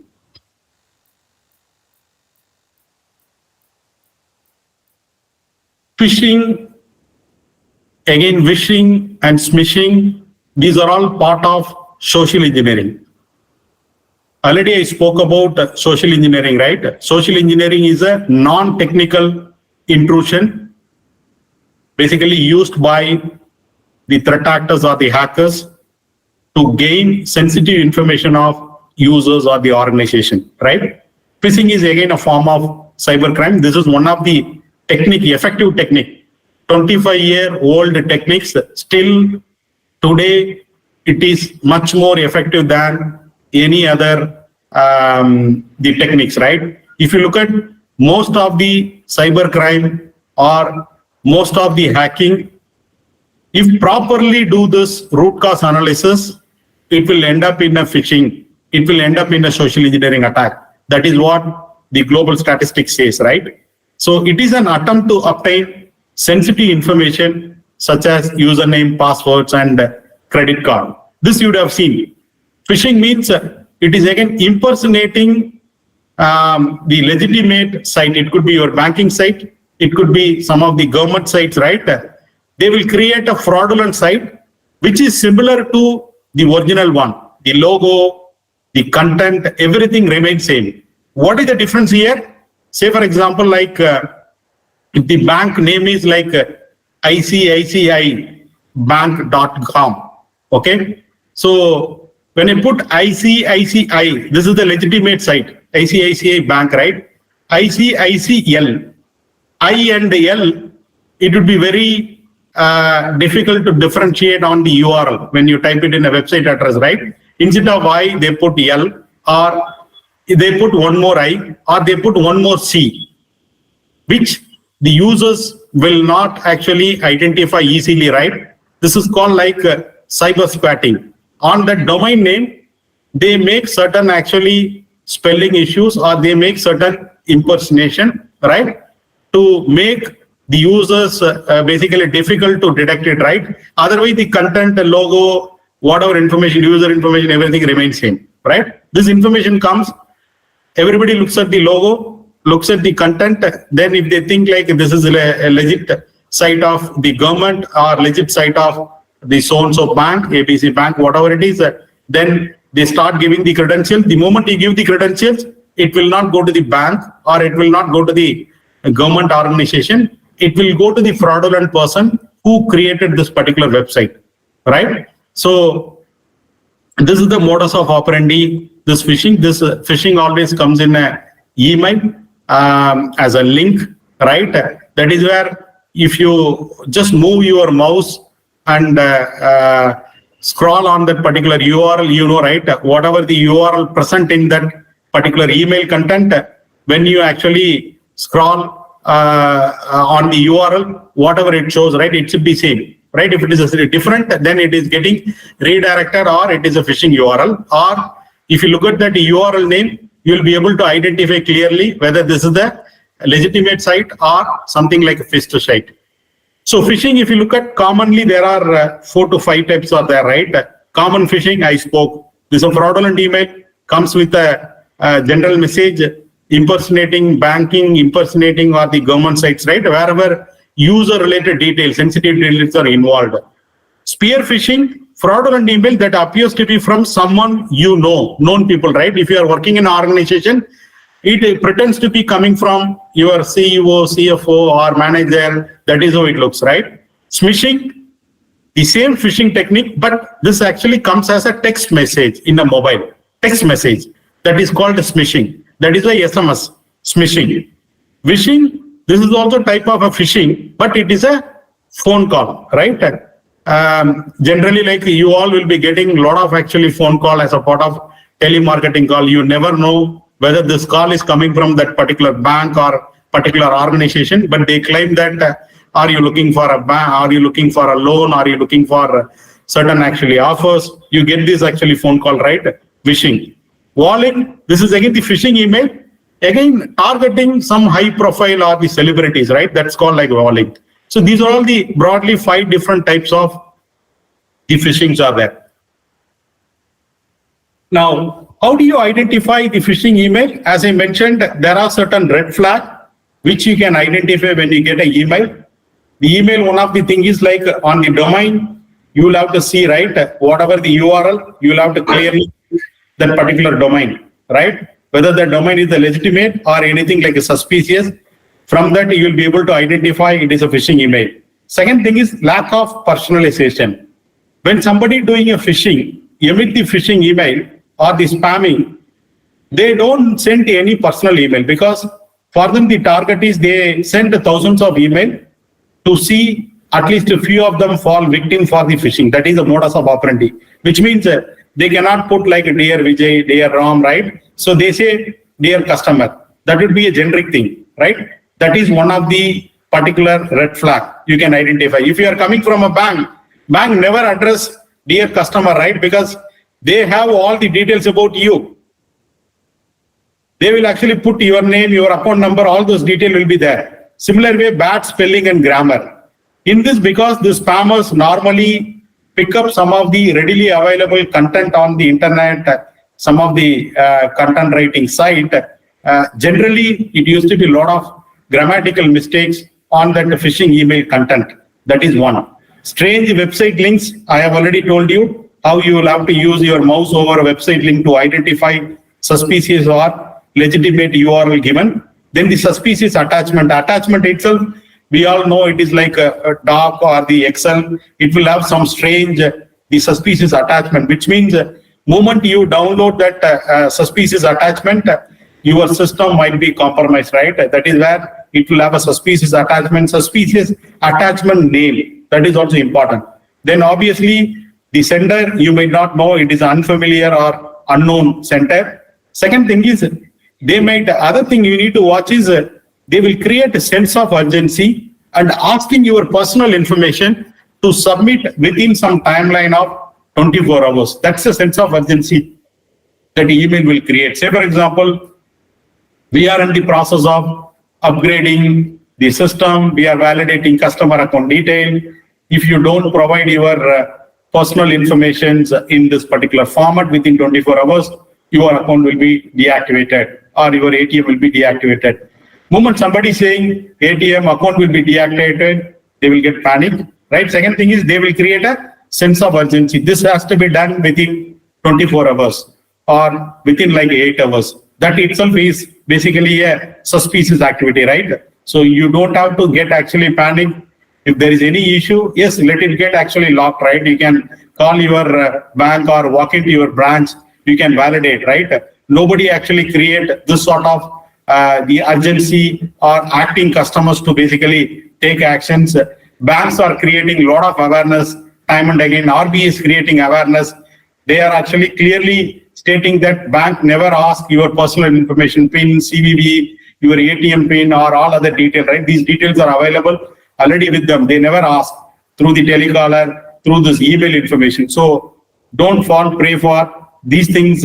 Don't fall prey for this sort of sense of urgency, right? Whatever they create, that email come from a undisclosed, unknown or unsolicited email. These are all some of the red flag through which you can clearly identify the phishing email. Second is phishing email. I spoke about telecaller, right? You are getting a lot of calls. The caller claims that they are calling from a bank. We never know, are the employee of that particular bank? How did they get these informations, right? So which means you should never ever disclose your banking related information. Already there is a clear guideline given by bank, clear guideline given by RBI, right? Never share your account detail, never share your password, PIN, CVE details, OTP details to the telecaller, right? Until unless you are clearly validated, they are authorized, right? So don't share any information with them. This is on phishing. Phishing is basically a phishing attempt that you will get it through basically a voice call, right? Somebody impersonating, somebody imitating as if they are calling from or representing a bank, trying to reach out to these customers, asking for sensitive information about account. Phishing, this is the form of phishing, but it comes as a text message in your mobile phone, right? Today, most of the cybercrime attacks, right, happen due to someone actually clicking the malicious link received in a SMS, malicious link received in an email. This is the predominant cause for most of the cybercrime attacks, right? Which means like, again on the SMS, you know, the famous Nigerian scam. Somebody will send a message stating that you won this so much millions of dollars in a lottery, right? To claim this particular amount, you will have to call or you click this link, provide the detail, right? So then again, you will say, you have already won the cash prize, you will have to scan this particular thing, this claim for it. If you actually scan that particular thing, then provide this OTP, rather than you receive the money, amount will be taken away from your account, right? That is what happened. Most of the cases, OTP fraud. OTP you need to give only when you are doing a transaction. Money is actually transacting from your account, not for receiving. If you are expecting money from other account, expected to receive a money, you never share OTP to the other person, right? If you share the OTP, that means that is the authorization you are giving to deduct money from your account, not to credit. It is as good as when you are issuing a check, you sign the check to authorize, you authorize the bank to deduct so-and-so amount from your account, right? The similar way, when you do any transactions, right, in the shops, you scan the QR code, then you need to give a OTP. You are authorizing it. Why you have to give a OTP when you want to receive a money? Most of the cybercrime cases, people share OTP thinking that they will receive a money, rather the money will get deducted from their account.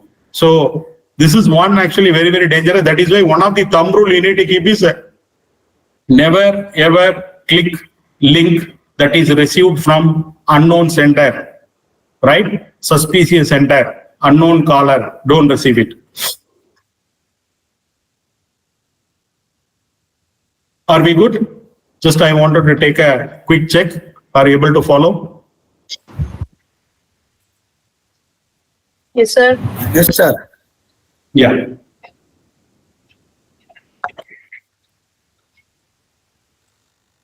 Third topic is ransomware. Can you just go from, yeah, thank you, sir. Third topic is ransomware. So, if you look at the malware, it has evolved over a period of time, right? Initially, we all know, initially it started with a virus, then again worm, then we heard the Trojan horse, then we heard rootkits. Today, we all are talking about the ransomware, right? So ransomware is a type of a malicious software. It is again a malware.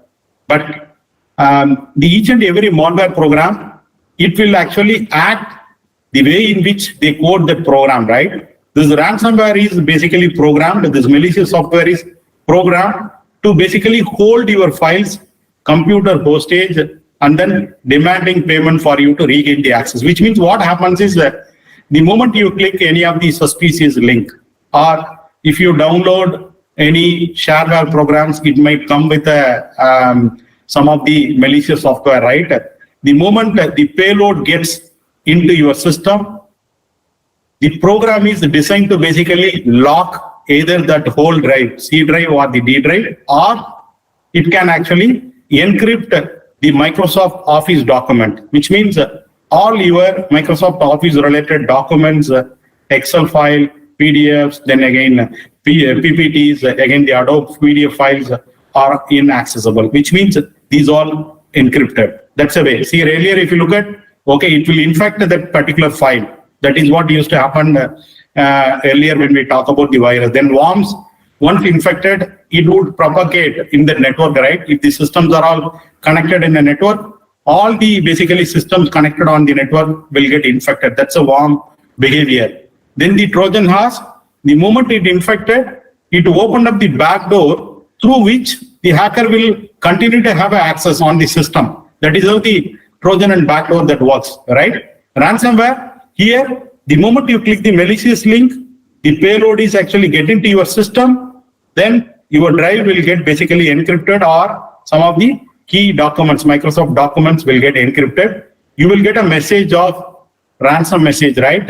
Your drive is locked, encrypted, or your Office 365 related documents are inaccessible. To access these files, you need the encryption key, for which please scan and pay ransom in basically cryptocurrency. That's a message, you will get it, right? So if you look at source of this ransomware, on the left side you can see, right, cracked or pirated software. All the softwares, make sure you have the license, appropriate license, right?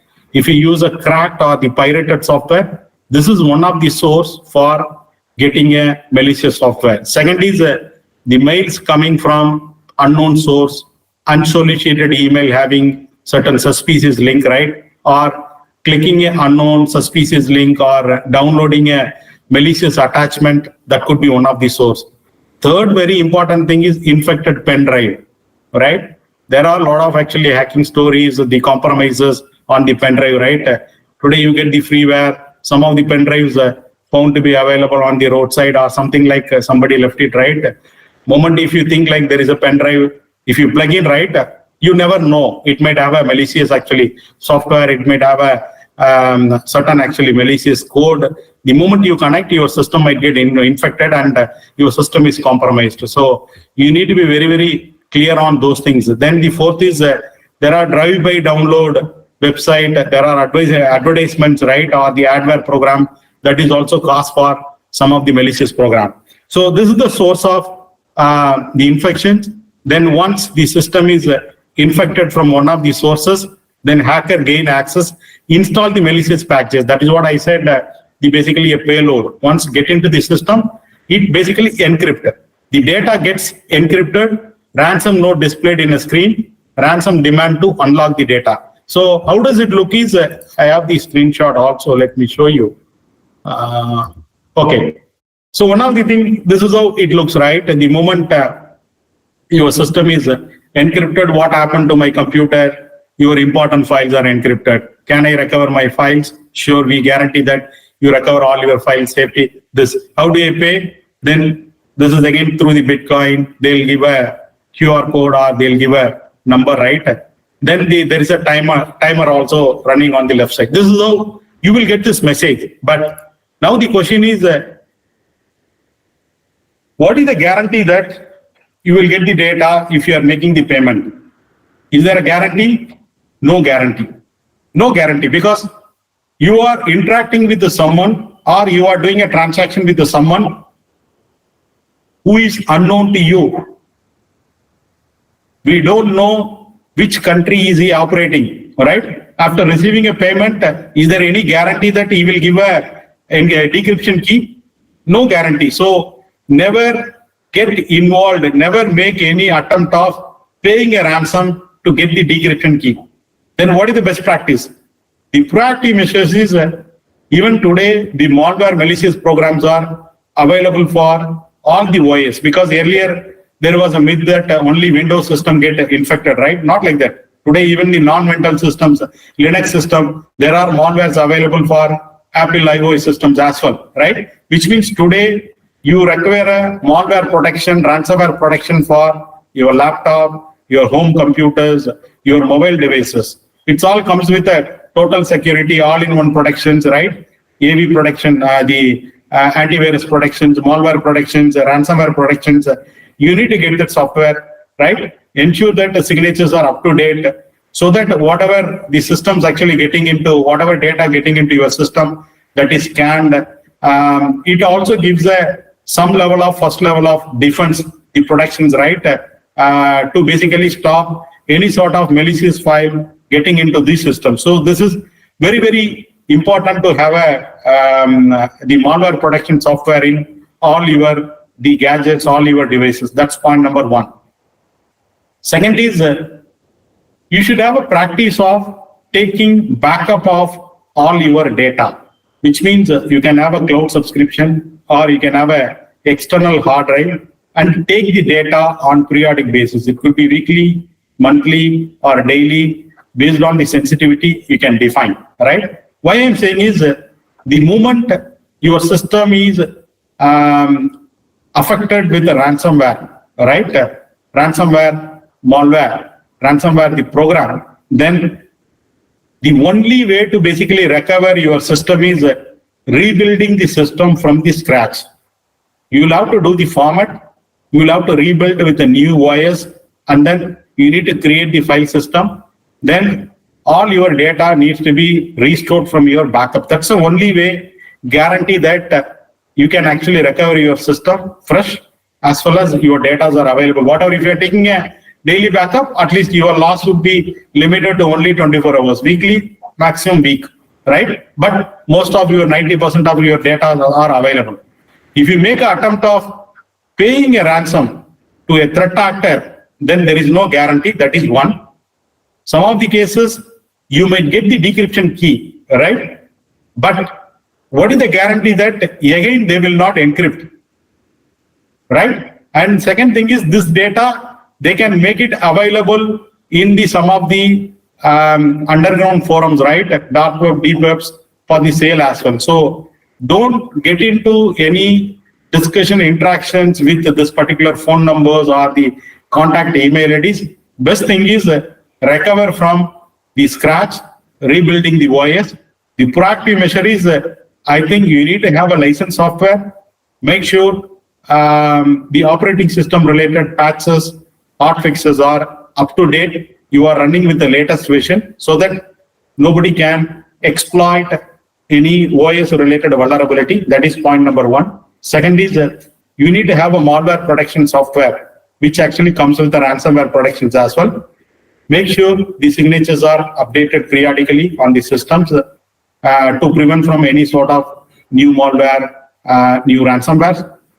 Then third is the backup mechanism, implement the backup mechanism, so that in a worst case scenario, even your system gets basically affected with the ransomware, you will be able to rebuild the new OS, and then restore the data from your backup. That's the best approach. So this is what I have given in the best practices as well to avoid ransomware. The last topic I have added is voice and video deepfakes. So if you look at day in, day out, we have been seeing news. There are deepfakes targeting some of the celebrities, some of the political persons, right? So how do they do that? This is again leveraging artificial intelligence, right? Artificial intelligence has reached to the level where it can create convincingly near actually the mimic, almost near to this, the legit human voices as well as the video content, right? That is what creating havoc across the globe. If you look at the stats today, 85% increase in number of deep fakes. It is on the internet as well as the social media, right? And today, basically, if you look at some time back, this data was taken. There are close to 15K deep fakes on the internet, right? This is again targeting some of the celebrity on the social media or whatever reported cases. This data has been taken, and 47% of the people admit that they could be a victim of deep fakes. I will tell you one example recently. This is basically happened in Hong Kong MNC, right? This is sometime in January 2024, right? So Hong Kong MNC suffered 25.6 million loss in a deepfake scam. How does it happen, right? I will tell you the scenario. This is basically like one of the MNC multinational company. This is on a finance department. Finance department, the cash payable team received a call, received an email initially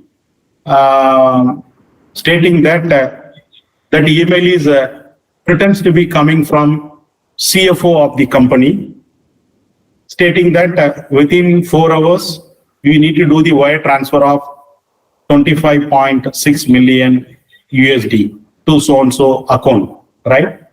So this finance guy was smart, and he could identify, because I spoke about some of the red flags. He also looked at the emails. He identified certain red flags. Then he suspected it is a phishing email. Then he said, it looks like a phishing email, right? I will not be able to do this particular transaction. Something like that, this guy has responded. Then he gets basically another message, pretends to be from CFO, stating that we are setting up the video call, Skype call. We want you to join in next 15 minutes. Okay. Then this guy said, okay, let me basically join a call to see that. Okay, this information, he also got a call that basically the voice is also basically similar to the CFO. Then this guy is smart. He said, no, I'll have to check internally with my manager and some of the higher authorities before making any decision on the wire transfer. Then the other end, the CFO, the person impersonating CFO, he said, no, anyhow, to clarify your doubt, I'm setting a Skype meeting, video meeting, along with your managers and some of the senior officials as well. You join the call in 15 minutes. So after 15 minutes, this finance department person joined the call in a Skype. On the other end, CFO is there. This person's manager, some of the higher officials also present in a call. There was a discussion, and on the discussion, the person claiming as a CFO is actually telling on a video conference call, I hope now your doubts are clarified. To make this payment, you need to make 25.6 million at the wire transfer to this account. On the other end, this finance department person looks at, okay, it is exactly similar to CFO. CFO is there. all other, some of the higher officials are there. Same people in the email also they have copied. So this person is reconciling. Okay, email also the so-and-so people were copied. All those people in the video conference call as well. After disconnecting a call, this guy actually fulfilled this requirement of making 25.6 million wire transfer. After making a payment, then in 2 minutes, this immediately actual CFO of that particular company gets an alert. There is a high volume transaction done by finance department. That is where he called and his managers and this person. Then this whole organization, this person understood that he was a victim of this particular phishing attempt, right? What happens now? They use this deep fake technology, which means all these 3 channels, they were able to convince, even though this organization finance department person, initially he suspected it could be a phishing email. That is why he did not act for that initial email. Then the second, the voice call also, he was able to doubt, okay, this could be a phishing call. But however, where he fall prey, when you look at all these people, right, managers, again, the top management people, including a CFO, in a call, the Skype video call, he believed and he executed this particular transaction. Finally, they have realized they were actually fall victim of this particular deepfake technology and they lost 25.6. This is actually, this came in a news and this is available in the internet as well. You can anytime, you can actually look at it. This is a news. Finance worker pays out 25 million after video call with deepfake chief financial officer. This is in Hong Kong, one of the MNC, very popular. After that, the FBI, they have taken action. They identified the person and arrested. Those things and all happened at the later. But why I'm saying is that now you can imagine how these AI technologies are effectively leveraged by threat actors, hackers, basically to launch certain attack, to basically compromise the victims, right? That's what's happening.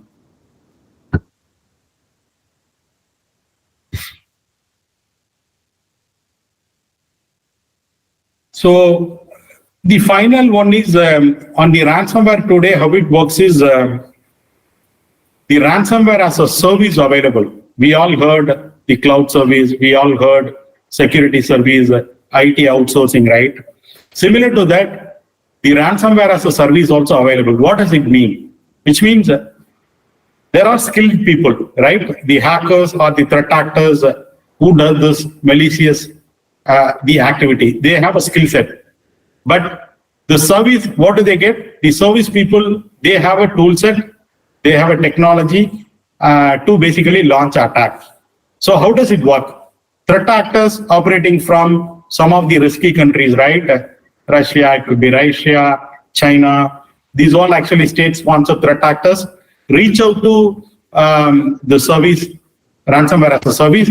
They use the tools, tool sets, the technologies available to them, launch an attack against the critical information infrastructure. It could be a banking, healthcare. Why are they targeting bank? Because the money, the personal information. Healthcare, the personal information. Because the moment they log, they can actually demand for a ransom, right? Because the lot of the patient history, that personal information will be at stake. Similar way, bank, the customers, the personal information will be at stake, and there is a financial, the transaction as well. So that's why they target the critical information infrastructures, the government and the federal agencies.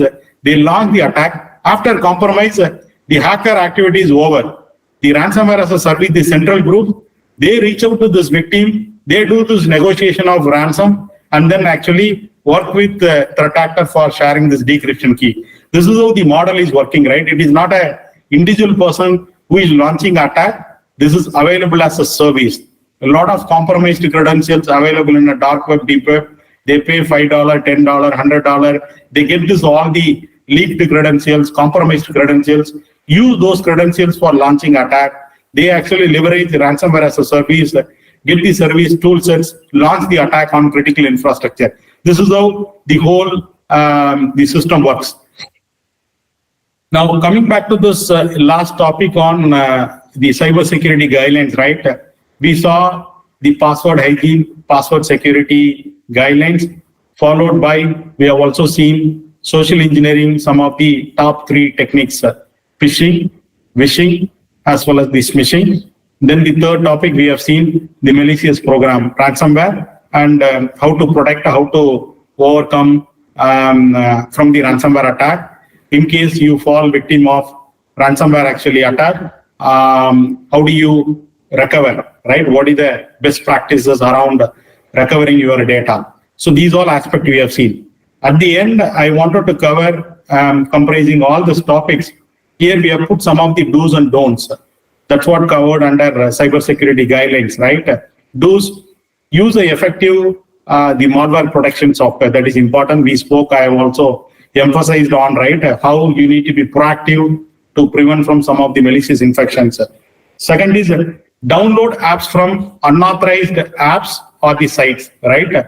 So if you take the individual's mobile, at least minimum 30 to 50, the apps are available. What you need to do is make sure that the apps are downloaded from authorized store. If it is an Android, then the Google Play Store. If it is the iPhone, then the App Store. Don't rely on some of the third-party link to download, right? There is no reliability. At least when you download from the authorized app stores, there is a regulations in place in terms of validation mechanism, who is the app owner. Then there is a play product basically to scan for malicious infections. But there is no mechanism or validations available on third party. You cannot rely. So don't download anything from unauthorized, unknown third party, the app stores or the links, right? That's one. The similar way, check for. Sorry, sir. Sorry to interrupt, sir. Sir, put it in the slideshow mode, sir, please. Okay. Hope you can see now. Thank you, sir. Yeah. Second is on phishing related things. Obviously, you need to be very vigilant when you receive email from unknown centers, particularly receiving a suspicious attachment. Check the URL properly. Make sure it is coming from a legitimate source. Then I spoke about some of the red flags, right? How to identify phishing, suspicious email, eliminate those things. Then if you are sure, then you can open that email or click that link, right?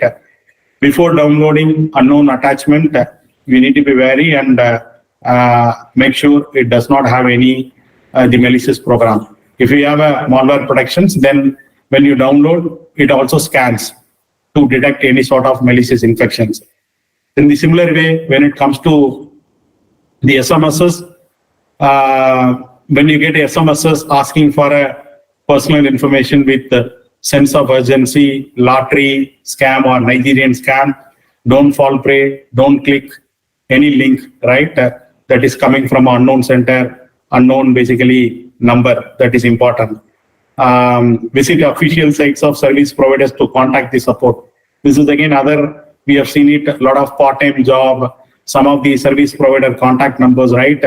Always you need to check the respective the equipment manufacturer site to get the service support contact numbers, because we have seen a lot of people fall prey for these things, right? Picking the number from Google, whatever available. Somebody could have put the fraudulent number. They call and they guide to basically make the payment.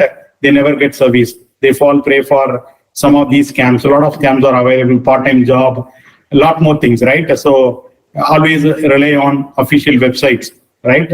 So last thing is, remember that bank would never ask you to verify your account through a call or never ask for any personal information. That is important.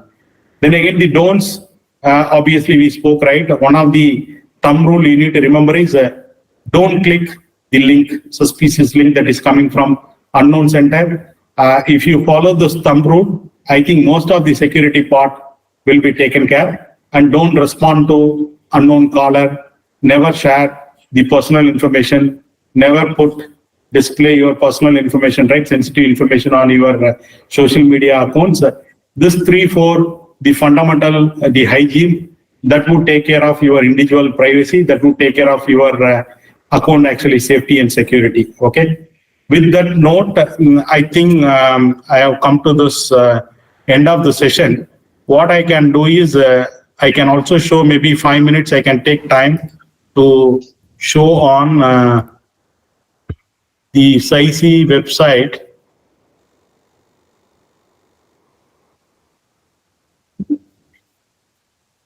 Okay, this is the Cyber Society of India website. You can see the event links, right? All our programs, the future programs, the past programs, updates are available. And we do have a YouTube channel.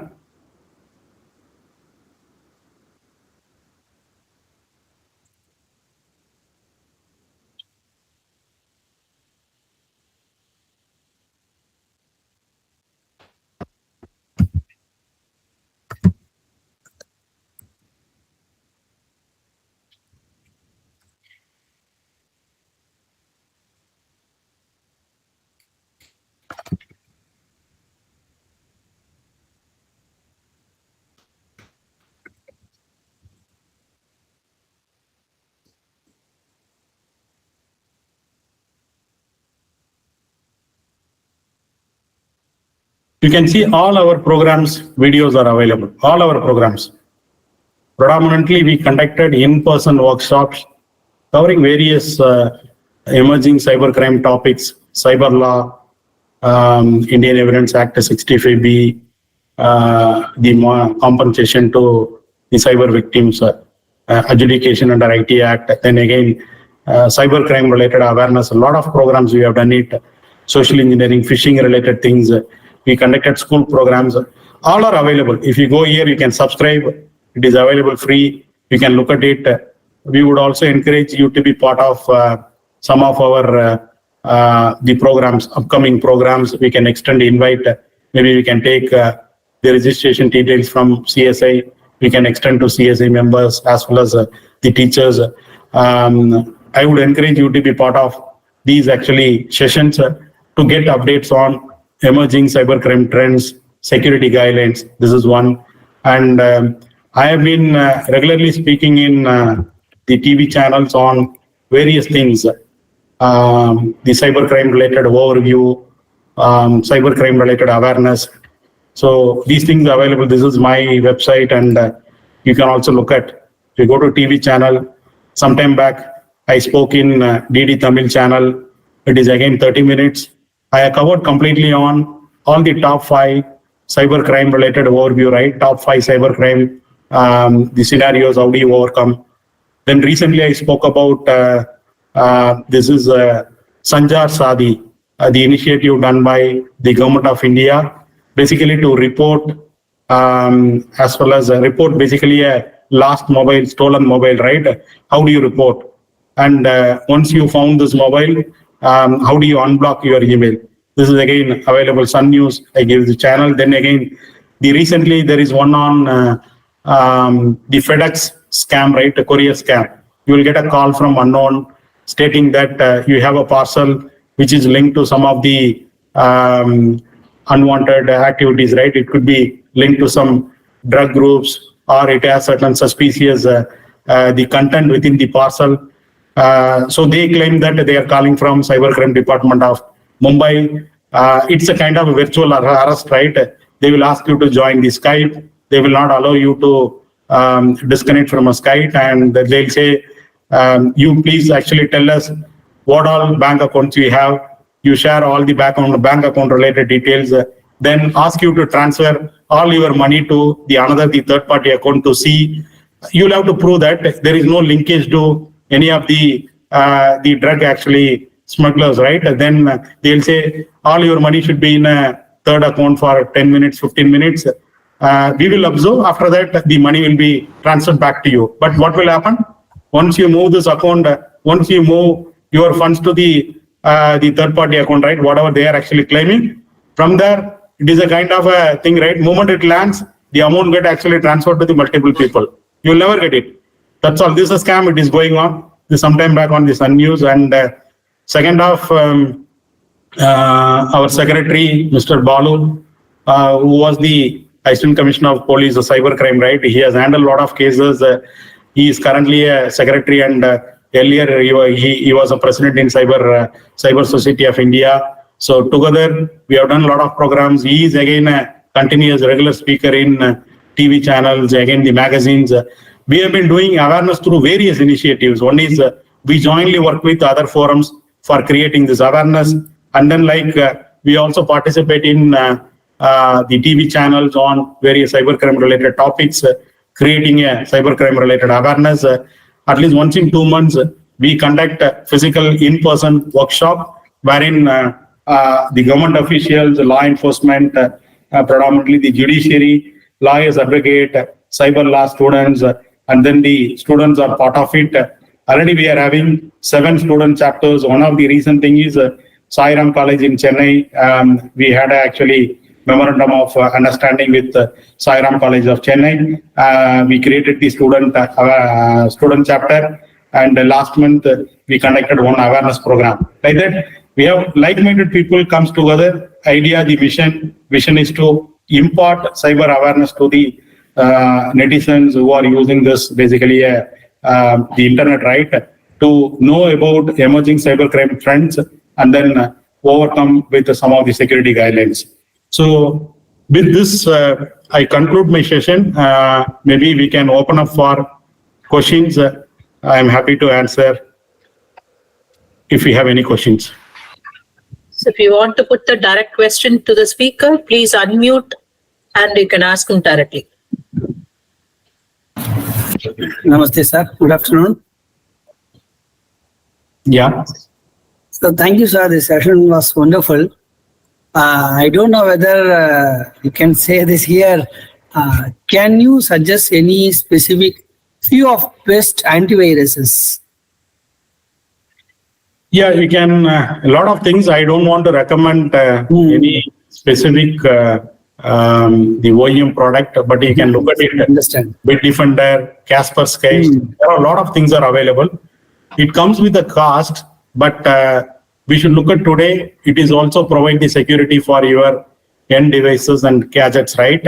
Because today the malicious program available for all, even your mobile device, irrespective of the platform which it runs. So it is worthwhile to go for some of the top 3, right? You choose one of the things based on whatever your commercial viability, right? The options, the features available, but go with the total security, which has got capability of the malware as well as the ransomware protection.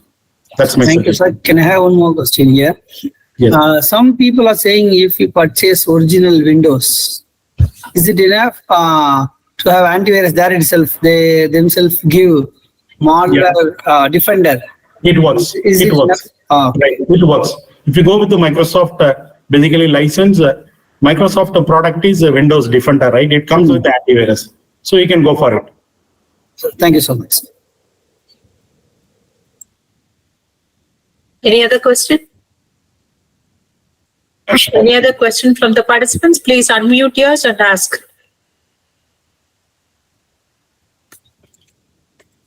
Somebody was trying to ask or talk.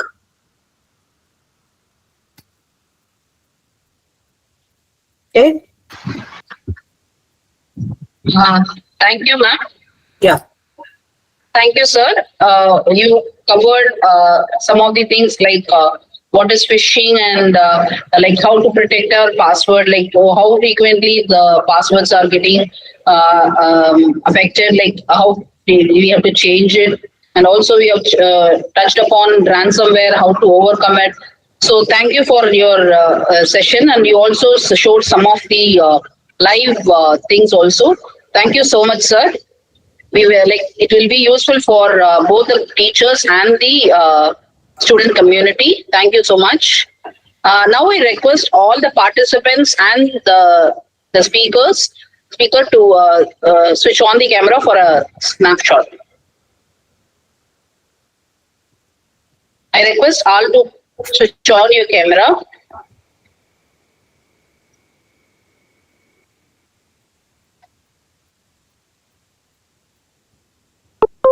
Participants. Only if you have done it, please others.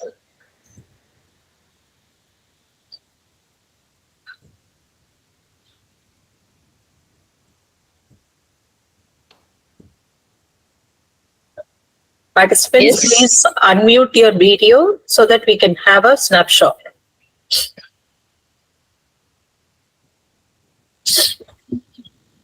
Okay, Akila. Okay, ma'am. I'll have 1 minute, ma'am. You raise your face, Sonia Emerson. That's, I think, your phone name, not your name, correct? Yeah. Okay, good. Okay. Thank you. Thank you. Thank you, sir. Thank you, ma'am. 1 second. Thank you all. Yes, sir. Yes, sir. I No think, issues, Ramya, ma'am. It's no issues. yeah, I missed to put my contact at the end. Let me actually display that last slide.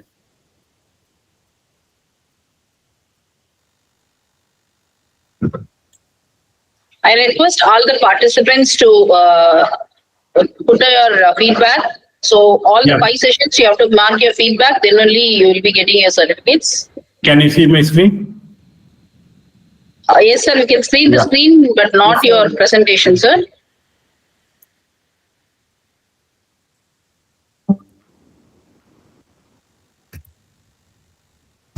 So why don't you just paste it on the, post it on the chat box, sir? Yeah, no problem.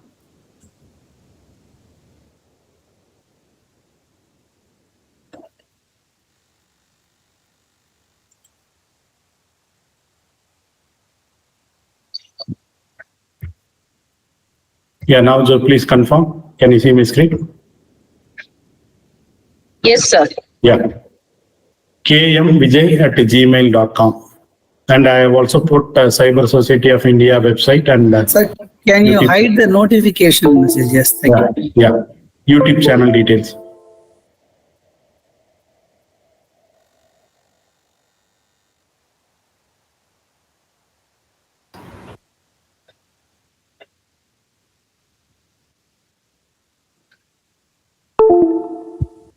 Okay, Mr. Thank Vijay you. Kumar, thank you so much for your presence and presenting on the very basic, the cyber security attacks, cyber attacks and the related, preventive measures. Thank you so much, sir. Thank you. It's my pleasure. Yes. Thank you all the participants. Now we'll have a small break till 1 o'clock. Sharply by 12:55. Before 1 o'clock, please join. We'll have the session, afternoon session starting sharply at 1 o'clock. So I request all the participants to do that. And again, those who have not put your feedback, mark it in another 10 minutes. We will close the feedback for the second session. Already the session, the feedback for the first session has been closed. So I request all the participants who are attending the sessions to mark the attendance. Feedback. Thank you. Yeah, you can join with the same link. If you're joining with the YouTube, Google Meet, you can join with the same link. Those who are watching the in the YouTube, you have to check with your second link to join for the afternoon session. For you, Google Meet, the same link for the entire day.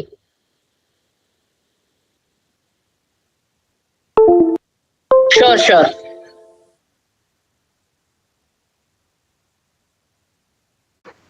Kavita ma'am, WhatsAppலயும் Google Meetலயும் YouTube லயும் போட்டீங்களா?